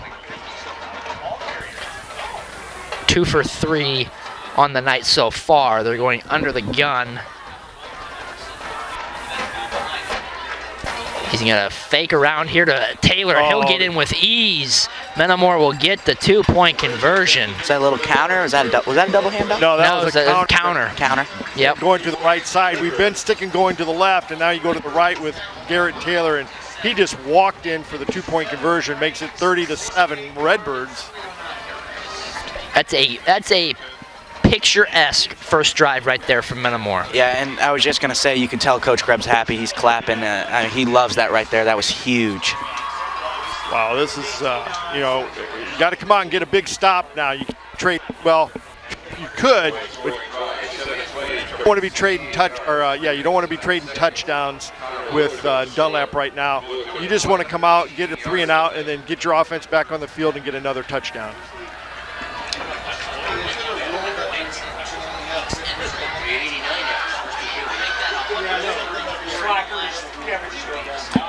So it looks like Irby is back deep to return for the Eagles. And we've got, is that Ryan Morgan kicking off for the Redbirds? 30-7, 8:51 to play. Redbirds about to go on defense, and there will be a flag offsides on Metamora. One of our players was just ahead of our kicker. You could probably call that just about every time. Getting anxious, but if that's the only thing we are going to give Coach Grebner to yell at tomorrow, or to get on the kids about, that's going to be a pretty good game. And right now, if everything stays true and everything stays the way it is, tomorrow's practice is probably going to be a pretty fun one, won't it, Ryan? Yes, especially in the film room. There's going to be some awards given out, and the last thing you want to do is walk into the film room at about 7 a.m. on a Saturday after a loss. And plus your coaches aren't happy with you either, so it'll make for a fun day, but not quite over yet. They'll move Metamora 5 yards back, and I agree with Kerker that you can probably call that one a lot, but that one seemed to be a bit more extreme than the others. A bobbled here, and he's got some blockers. I believe that was Orr. He'll be down at about the 38, 39, so first drive here for the Dunlap offense to start the second half. And I do like that squib kick through the middle. Make him run backwards. It makes everything a little awkward. You don't know which way it was bouncing. You saw Dunlap's kicker in the first half, kicked it to the right side, and Caden Hardnett thought it was going to bounce out of bounds, and it ended up staying in.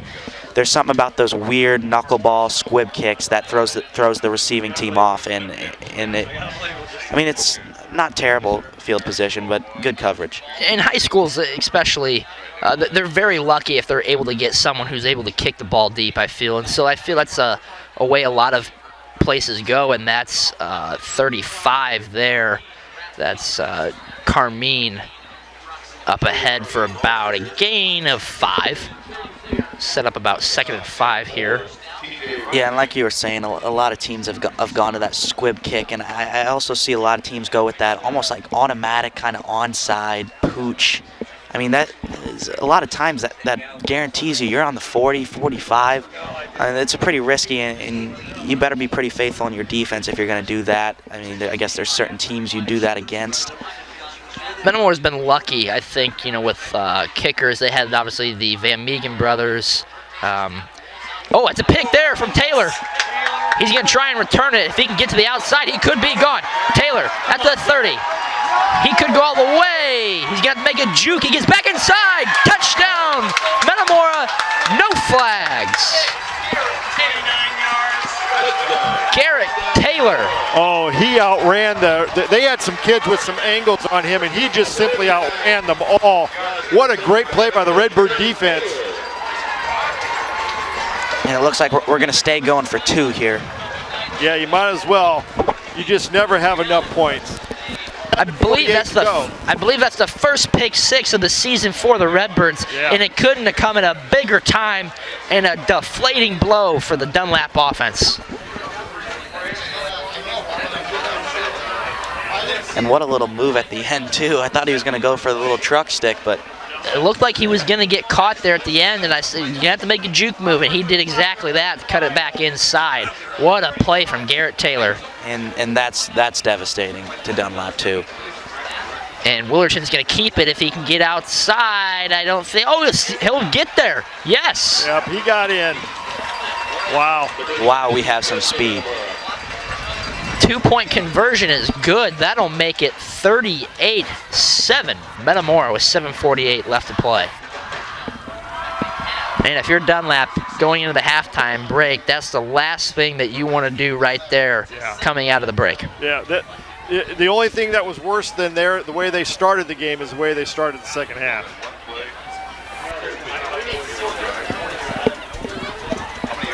Kerker, do you think that this could be one of the more well-rounded teams Metamora has had in quite a long time? Boy, the way they throw the ball, the way they play defense, and the way, 07's team was pretty solid with Caleb Purwood.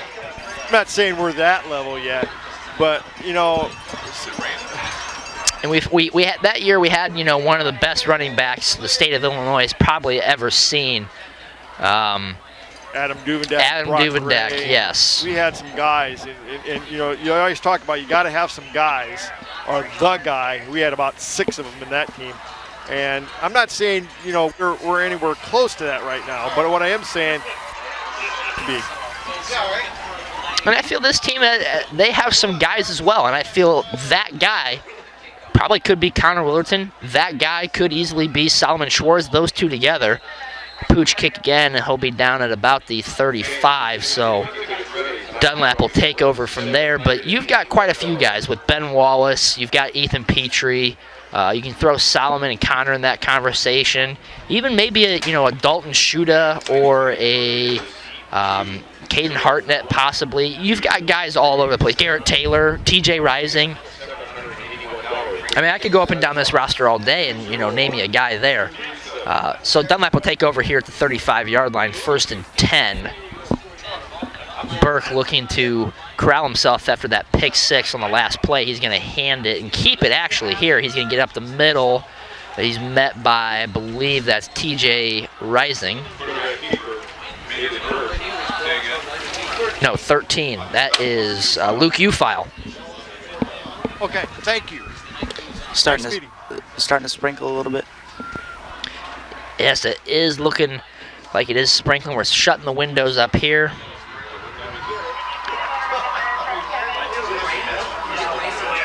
Looks like the fans are starting to get up, and this might be the time where a lot of people hit the doors. Second and short. They're going to hand it up the middle, and that goes nowhere. Maybe getting back to the front of the line there. It'll be third and about 4 yards. Are you at the point now with 38-7, no matter what, are you going for it here on 4th and short? I mean, you can punt it, and you know what's going to happen. We're going to score. So, yeah, I would say automatic, go for it. Shotgun here for Burke, 2 wide receivers to his left, running back behind him. And looking at the radar, it looks like we're going to get a pretty decent amount of rain. He's going to hand it up the middle, and that is Carmine, and he's going to get the first down. Down at about the 47-yard line. 48 is where they'll mark him. Yeah, like you said, a lot of fans hitting the door here. At a 31-point game right now, you know, Metamora, you know, seems to be in control of this game. People might be trying to find cover as well, but if it's going to stay, could drive quite a few out of here. 1st and 10 for Dunlap. Shotgun, they're going to go up the middle again to Carmine, and he's going to get about 5 yards. Carmine's really been the guy that's impressed me so far here tonight for this offense, for the little that they've had going. Obviously, I think the story last week was Braden Orr, and I expected him to be a little bit more prevalent in this offense, but it's been a lot of Joe Carmine tonight. Yeah, I mean, out of the very few sparks they have had, he's definitely one of them.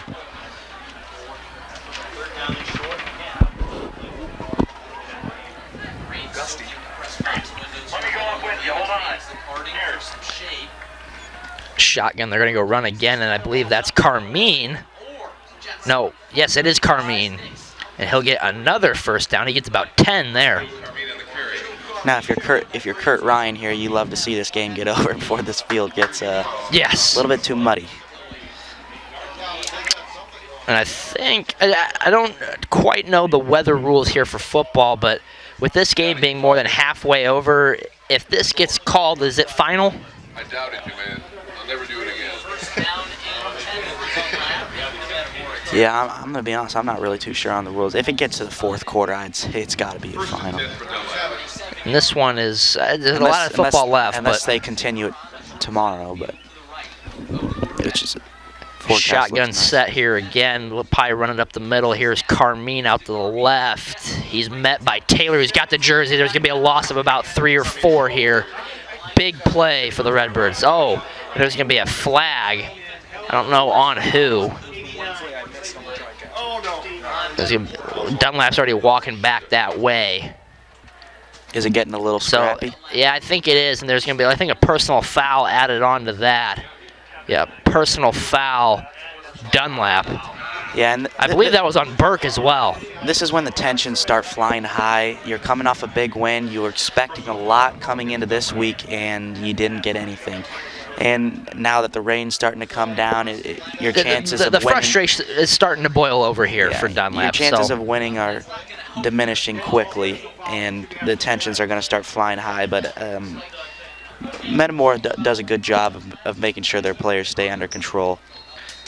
So that brings in Kyle Erickson at quarterback. Yes, I believe that was on 12, Burke there. So Erickson under the gun. He's going to hand it off to the outside on the reverse, and that's Glover.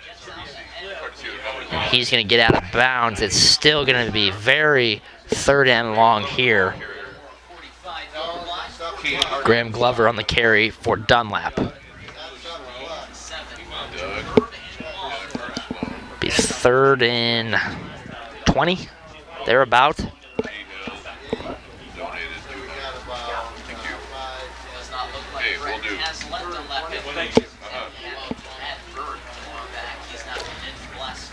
Rain looks like it's coming down pretty good now, unfortunately. snap here, and that's going to be another carry for Carmine. Oh, he gets a big truck stick there. Carmine will get it down to about 4th and about 12, 13.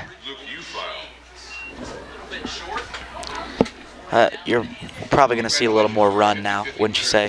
Yeah, I'm not sure how well Erickson's able to throw the ball, and especially with it being a little wet.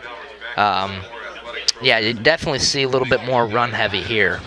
Especially from Metamora, getting the clock. And at this point, with the rain getting slippery, you want to get your guys out of here as quick as possible without injury free. I believe we are injury free tonight. I haven't seen any guys come to the sideline limping at all, really. Man, week 1 here, we were dropping like flies with the amount of cramps. They're going to go quick here, and there's a flag, delay a game. So this will push them back 5 yards further to make it 4th and about 18. And it looks like the rain's starting to come down even more. So fans will be hitting the gates here early tonight with this one somewhat already out of hand. And this will bring out the punt team here for Dunlap. Getting a little bit muddy around the 50-yard line. You can see it get a little bit darker.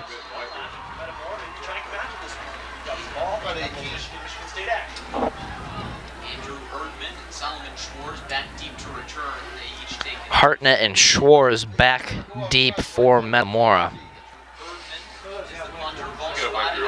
High snap. Oh, almost blocked him into his own kicker, and that's going to be out of bounds at least about the 40. Really good reception by the cheerleaders over here too. I don't think the referee here on the sideline knew anywhere where that ball went out. It looks like they might come together and talk here, possibly, because that one easily could have been out at about the 40. We got a roster for the cheerleaders? Yeah, I know. I'm not saying we got a roster, but there's a great reception over here on the sideline. So they will put them at the 40. Metamora will take over. 3:20 left to play here in the 3rd. We need you want to get out there with a squeegee? Under the gun here for Willerton. There's going to be a handoff to Petrie. He's not going to get much. Now, at what point would you say do you shut those guys down?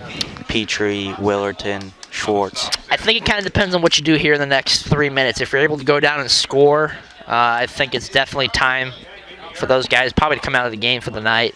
I was thinking about one score away, probably. Yes, yep.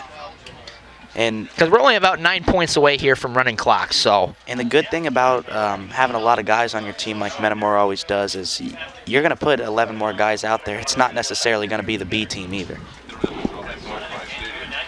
I believe 2 weeks ago against East Peoria here, the second half was all, I believe, third strings, and good time for them to get in. Here's Willerton. He's going to keep it and bounce to the outside.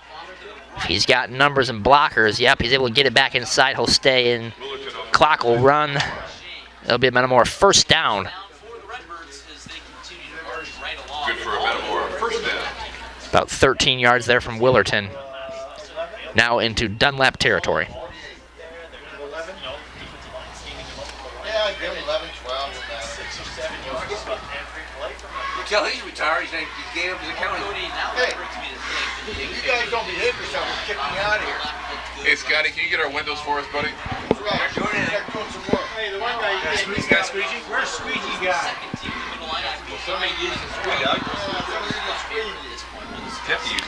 Metamora out of the shotgun here. They're going to hand it off to Taylor. He's going to get about 3-4 yards there. I would be surprised if Metamora drops back and throws the ball here.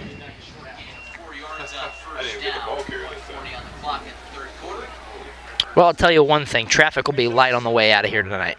A little bit of a bonus, but you as a player, you'd like to see those people stick around. It's pretty unfortunate that it rained, but it's also understandable. Yeah, very understandable. And it's not like it's a sprinkle either. I mean, because I think the guys out there probably don't want to be out there in the rain too much longer than they need to as well. Yeah, it's pouring. 2nd and 7 here Willerton's going to keep it, and he's not going to get much. Get back to the line of scrimmage here, so no gain.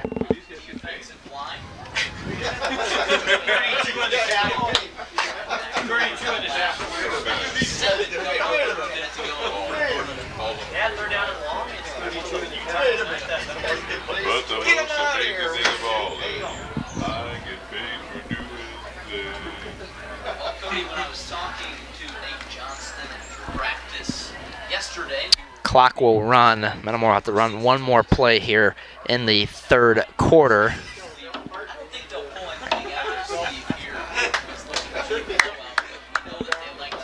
We've got a squeegee here, so we're able to see a little bit clearer. Here's Willerton handing it off to Taylor. Taylor is going to be able to get outside, but I don't think he's going to be able to get the first down. No, he'll be well short. I wonder if Metamora will go for it here, if they'll entertain the idea. They've got to run another play with him going out of bounds. It'll set up about 4th and about 4. I mean, with Dunlap only having as much offense as they have this far, I kind of like going for it. I mean, if you're punting it, you're getting in that range where some of the kickoffs you have end up in this kind of range anyways. 40-ish yard line, 35. Yeah, it looks Offense like is going to stay out. Yep. 2 wide receivers to the right. Willerton's going to take a timeout. Unfortunately, didn't have enough time. Pass or run here, you think? I don't know. It's a good question. I think maybe another run pass RPO. Yeah. And what I'm thinking is if you don't get the first down here, it's not the end of the world. No. I think 31 points, they've gone this far in the game only putting up 7. 31 seems to be a bit far-fetched. I'm going to say a little, possibly a bubble pass out to the right side, little screen pass, some type of run to the right side.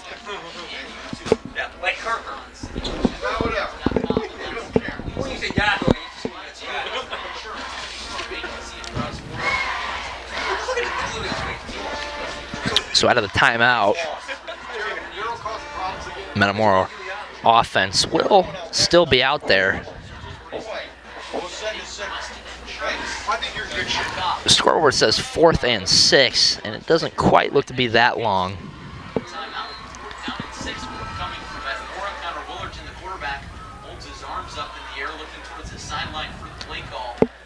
Shotgun set. Motion from Taylor.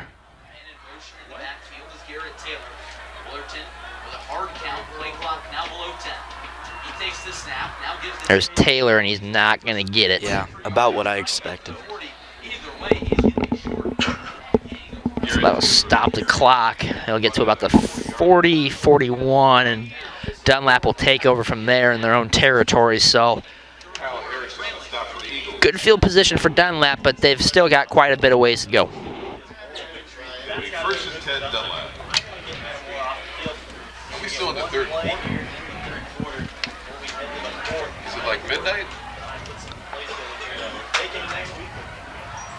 Looks like the student section for Dunlap is sitting out on the visitors' side, but all the fans, as you might imagine, they're stuck around for Metamora. Ryan, did you see here this last week that the Illinois pork producers here in Illinois will be having a pork chop state championship? Local schools, Metamora is in the running. Metamora and Washington are 2 local schools. They will be partaking in a pork chop cook-off, and the Illinois pork producers will be crowning a champion at the end of this year for the best pork chop in the state of Illinois. Well, hey, you told me at halftime they were sold out, weren't they? They were sold out of all food at halftime here tonight. And when I went up there before the game started, they were way behind on pork chops. So that, I mean.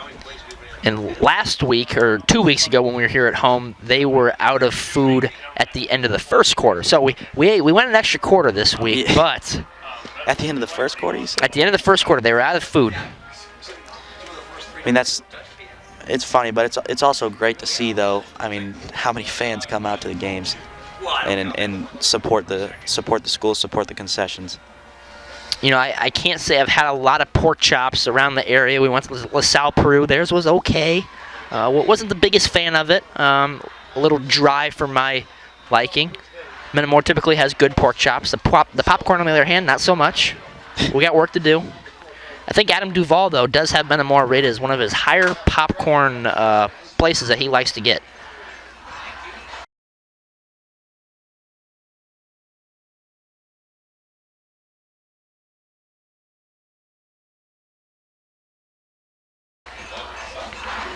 So to start the fourth quarter here, Metamora 38, Dunlap 7. It'll be 2nd and 10 for Dunlap on their own 40.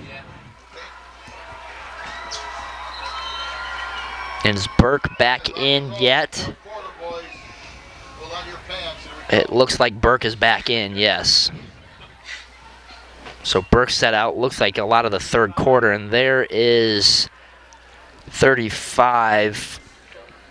Joe Carmine, he's been the main ball carrier for the Eagles here tonight. Gain of about 6. Set up 3rd and 4.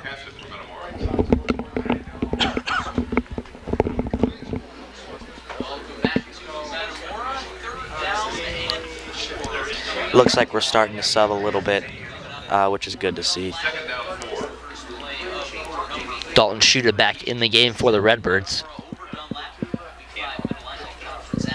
Riley Otto might be on tap to get in here soon. He's almost looks like one of the high school players down there. The snap up to Carmine again, and he'll be just short. Tried getting some help there from his teammates, but it will mark him at about the 49-yard line, so it'll set up about 4th and 1 for Dunlap. Field's definitely holding up pretty well with the water, too. It's been pouring for a pretty good amount. This field does somewhat drain pretty well with it being able to run off towards the sidelines. And we've gone quite a bit here without rain, so field could use a little bit of water. So it'll be 4th and 1. Dunlap out of the shotgun here. I would assume they'll go another middle run here. Yeah, they're going up the middle. Oh, and that doesn't even, it's a bad snap, and they stop him in the backfield. Metamora will get the turnover on downs and take over in plus territory. I mean, it looks like Taylor just absolutely blew through that front line of Dunlap there. Yeah, and is that 33 TJ Rising was there in a heartbeat too.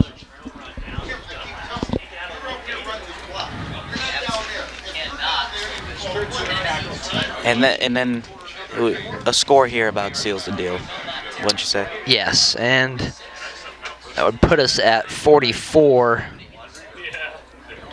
Could get to 46-7. So just a point shy of running clock.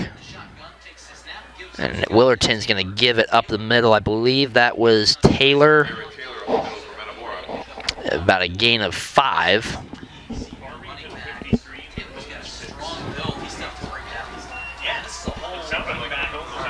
Metamora just has so many weapons, especially out of the backfield, that they can throw at you. You know, Petrie, obviously the workhorse, and then Garrett Taylor with his quickness. And in comes here. This is Aiden Rice. Rice had quite the performance last time here at Malone against East Peoria. I believe he had a touchdown or 2 with a couple of good runs. So the Redbirds starting to sub here. But Cameron Davis as well as another running back Metamora can throw at you. See if we can get a guy off here. Yep, there's Shuda. Hand off to Aiden Rice. He will get back to the line of scrimmage. That's about it.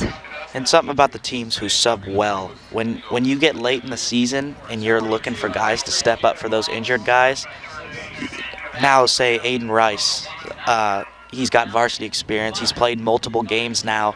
It's not like he's coming in cold feet off the bench. He has varsity experience.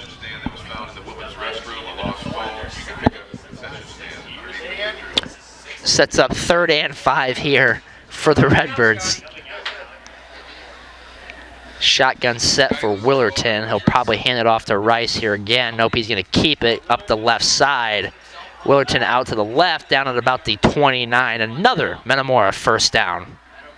Connor Willerton of the carry, brought down to the 30-yard line. Metamora first down. Metamora student section bringing out the flashlights to wave goodbye to the Dunlap Eagles and their student section. This one, Metamora all night has dominated this one.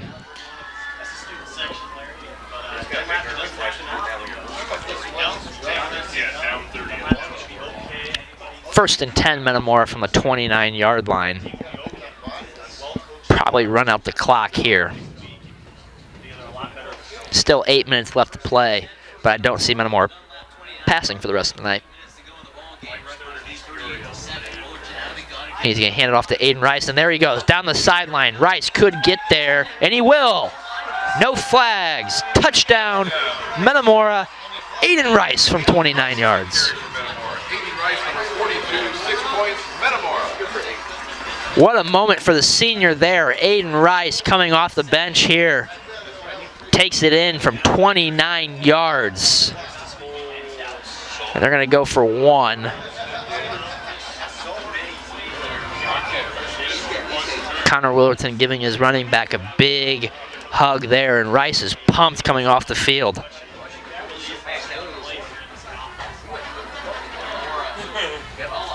And those are some memories that are hard to recreate too, especially as a senior. What a great chance to get in a pretty big football game and score a touchdown. A moment he will never forget right there. The extra point is going to be, I believe, sneaks in, yes.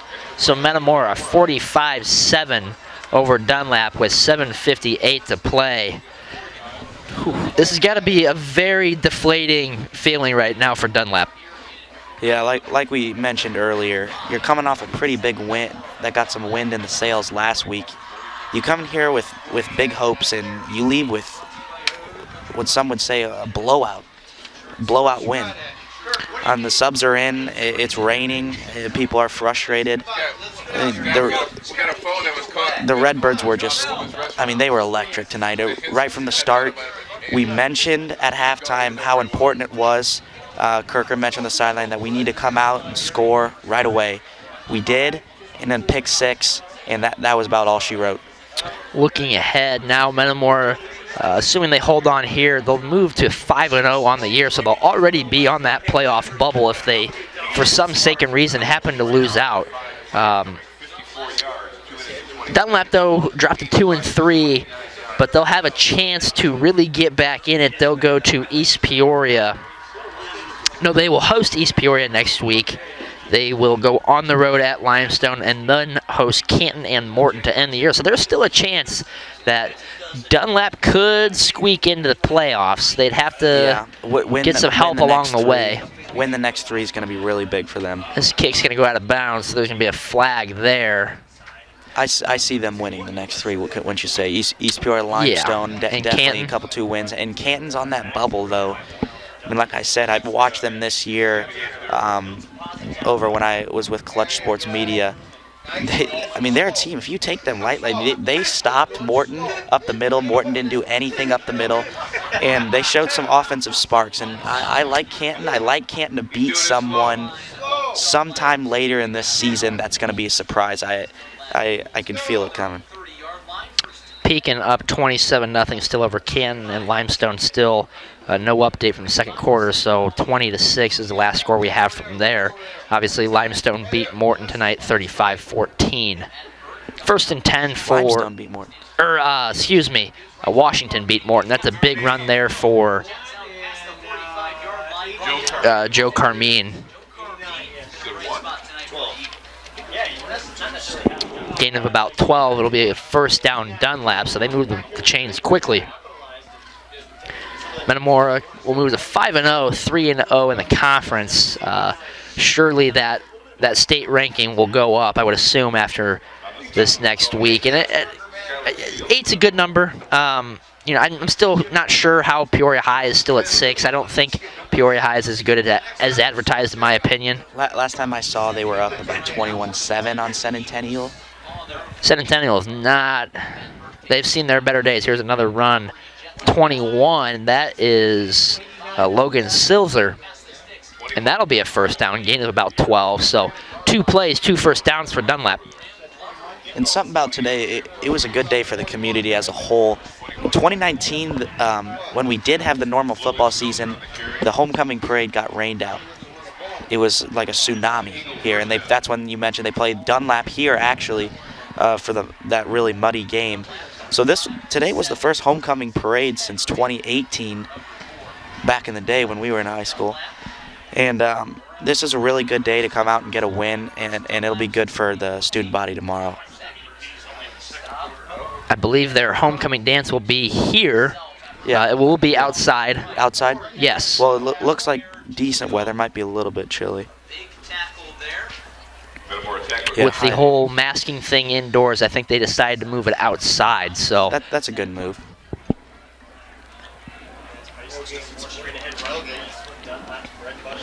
Do you know where they play on the side of the school, you think? Practice field? I've not quite heard where they're going to put it yet. It'll be very interesting to kind of see where they do it. 2nd and 10, no gain on the first play from Dunlap.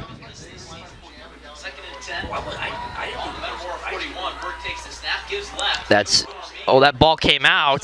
Metamora's got it. Shoot is pointing Metamora right away. Carmine, that ball came out. But it's going to stay with Dunlap. Man, I saw that ball pop out right away, and there's a chance for Metamora to pounce on it right there. Another big run there for Carmine, set up 3rd and 4.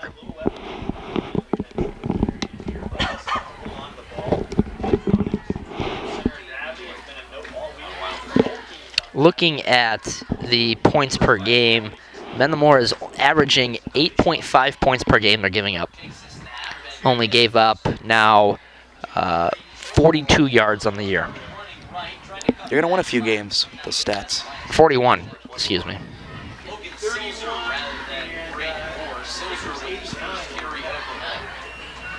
On the stop, Max Largent. Don't shoot it for Metamora. Sets up 4th and short for Dunlap here.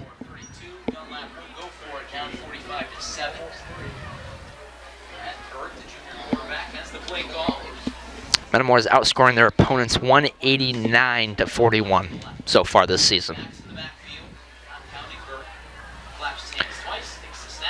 Snap up middle. There's a huge hole there. That'll be a first down here for Dunlap on another carry there from Carmine. Big hole on the right side for Dunlap.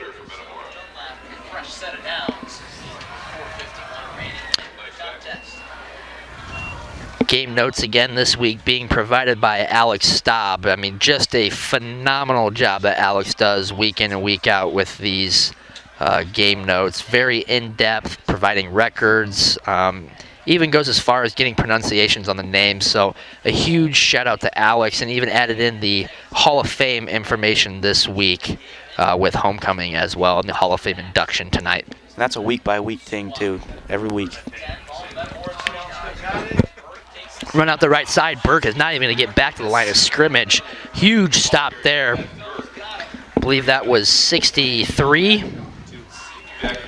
62, Jack Bradshaw in on the tackle, so a loss of 2 there, set up 2nd and about 12, 13 possibly.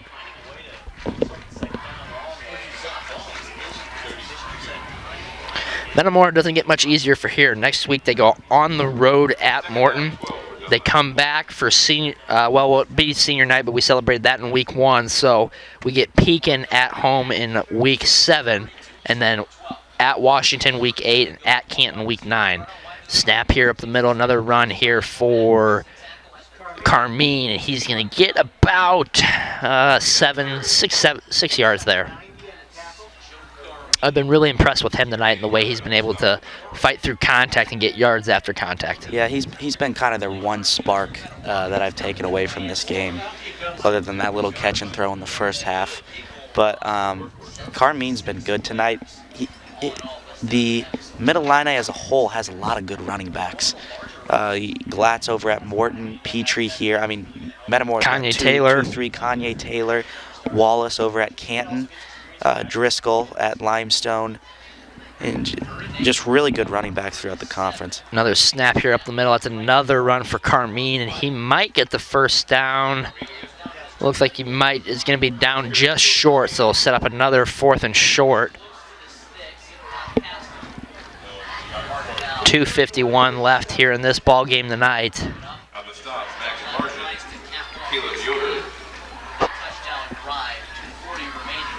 It would just be a little too much to ask for just a nice weather for the whole game, you know, after this whole year that we've been through. I mean, it's really been, we got lucky here today. No. Beautiful weather for the parade. Yeah. And unfortunately, the rain's starting to come down here tonight. 4th and short, they're going to Carmine again. He'll be tripped up at about the 13-yard line. So in the red zone here for Dunlap. Good to see the game get in, though. The last thing you want to do is have everyone suit up tomorrow and finish a game that's out of reach. So 45-7, just over 2 to play. Dunlap looking to punch one in here. A little late score behind the run of Joe Carmine. Looks like we got a different back in the game now. Burke hands it off up the middle, out to the left side. He's going to get a block, and that is a touchdown for Dunlap, 21, and that is Logan Silzer. Touchdown Dunlap, Logan Silzer. So that'll make it a 45-13 game. A big block on the outside set up that pretty easy touchdown run there for Dunlap. They're going to kick the field goal here, the extra point.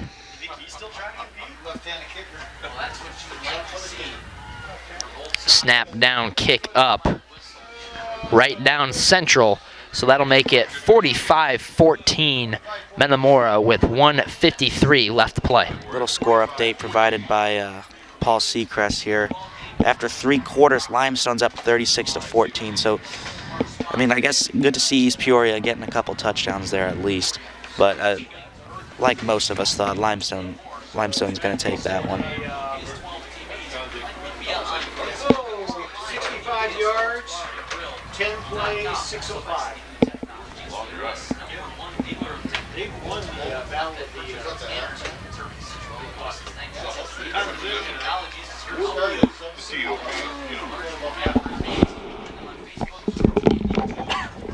Dunlap scoring drive, 10 plays, covering 65 yards, 6 minutes and 5 seconds. Take this time to thank our sponsors, Angie Powers at Keller Williams Premier Realty, Michael's Italian Feast, Germantown Bar and Grill, Kevin Kyle at Edward Jones, Martin Signs, Commerce Bank, Metamora McDonald's, Heartland Bank, Metamora IGA, Snyder Village, Goodfield State Bank, Logoware, Zobrist Insurance and Benefits, Mason Funeral Home, Metamora Fields Golf Club, Black and Brown, and City Blue Technologies. So thank you to our sponsors here for the fall of 2021.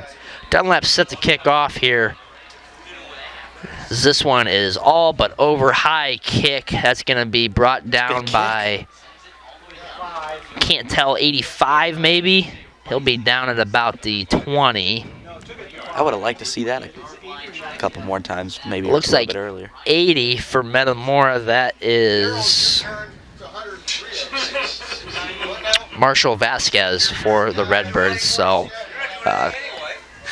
couple knee downs, victory formation, and we will be out of here tonight.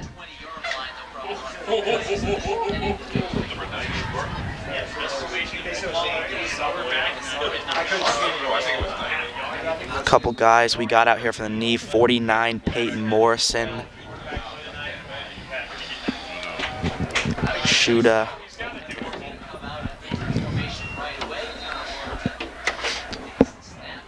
There is one kneel down there. What a good night for the Redbirds. Great night for the Redbirds. They end the 2-year losing streak against Dunlap and pretty well in just demonstrative fashion, just dominant here tonight. I mean, as selfish I am, I can't say I would have liked to not see one more Dunlap touchdown, but you know, just a great win. Wow. I mean, you could tell how good Metamora's coached by Coach Grebner, Coach Herring, Coach Otto. I mean, they came in ready. This was domination. I mean, there was no sparks of life, maybe a little bit with the touchdown pass in the first half, but other than that, just absolutely no signs of life from anywhere in Dunlap. Metamora came ready to play tonight. One more kneel down and we will have a final here tonight. But Metamora's going to take home this one 45-14 over Dunlap. Metamora's going to move to 5-0, 3-0 in the conference. Dunlap's going to fall to 2-3, 1-2 in the conference. And once again, just what a performance here for Metamora tonight, and that will do it. Metamora coming out victorious here tonight. Tonight, folks, they moved to 5-0 with a convincing Final score 45-14. Redbirds already, again, in on the bubble, and they could solidify themselves in the state playoffs next week if they bring home a win against Morton. It's going to be a tough place to play next week over at the Potter Field, I'm sure is what they call it. I don't know what they call it, but Potter Dome. I know you don't like the Potter Dome. No, it's a Potter box. Potter box. It's not a dome. But Metamora wins this one here tonight, 45-14. We'll be back with the end of the game stats and a talk with head coach Jared Grebner. At MTCO digiMAX, we work hard to give our community the best value in internet, TV, and voice. But the big network conglomerates we have to pay for TV content don't share our community values. Every year, they demand higher and higher fees and force us to pay for channels few people watch. We hope you'll understand we're doing our best to keep our costs down and your rates low. Visit tvonmyside.com to learn more about these unfair charges.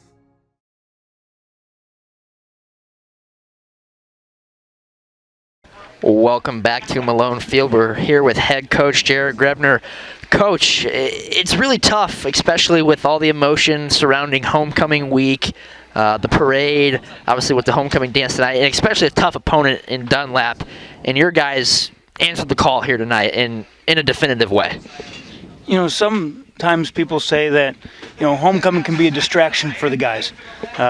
With the senior leaders and with the business-like attitude that these guys took, they came out and they put on a show tonight. You know, they knew they had a tough challenge ahead of them, and they were up to the challenge. Dunlap coming in off of a huge win for them last week, shocking Washington late. And it's got to be deflating for them kind of coming into a buzzsaw here tonight because you guys came out strong. I think your first drive you went 3 plays or 2 plays and a touchdown. The next drive you went 3 plays and a touchdown. Speak on the huge start that you guys had here tonight. You know, part of that is one, game planning. Coach Dolinsky, Coach Otto, Coach Simmons, they're doing a fabulous job game planning. And then to be able to execute from the kids' perspective. They're taking advantage of what our kids' strengths are, and our kids are able to execute going into the game. They know what's expected of them, and they're starting to click.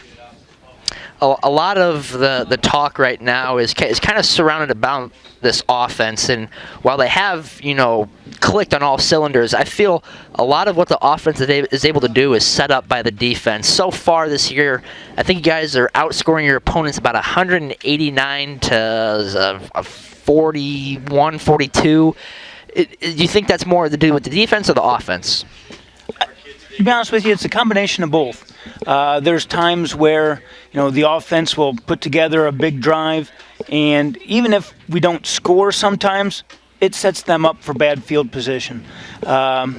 Same thing, we've gotten the ball a couple times, some big stops on 4th downs around midfield, and that gives us a short field, and our offense is able to take advantage. And so those two kind of go hand in hand.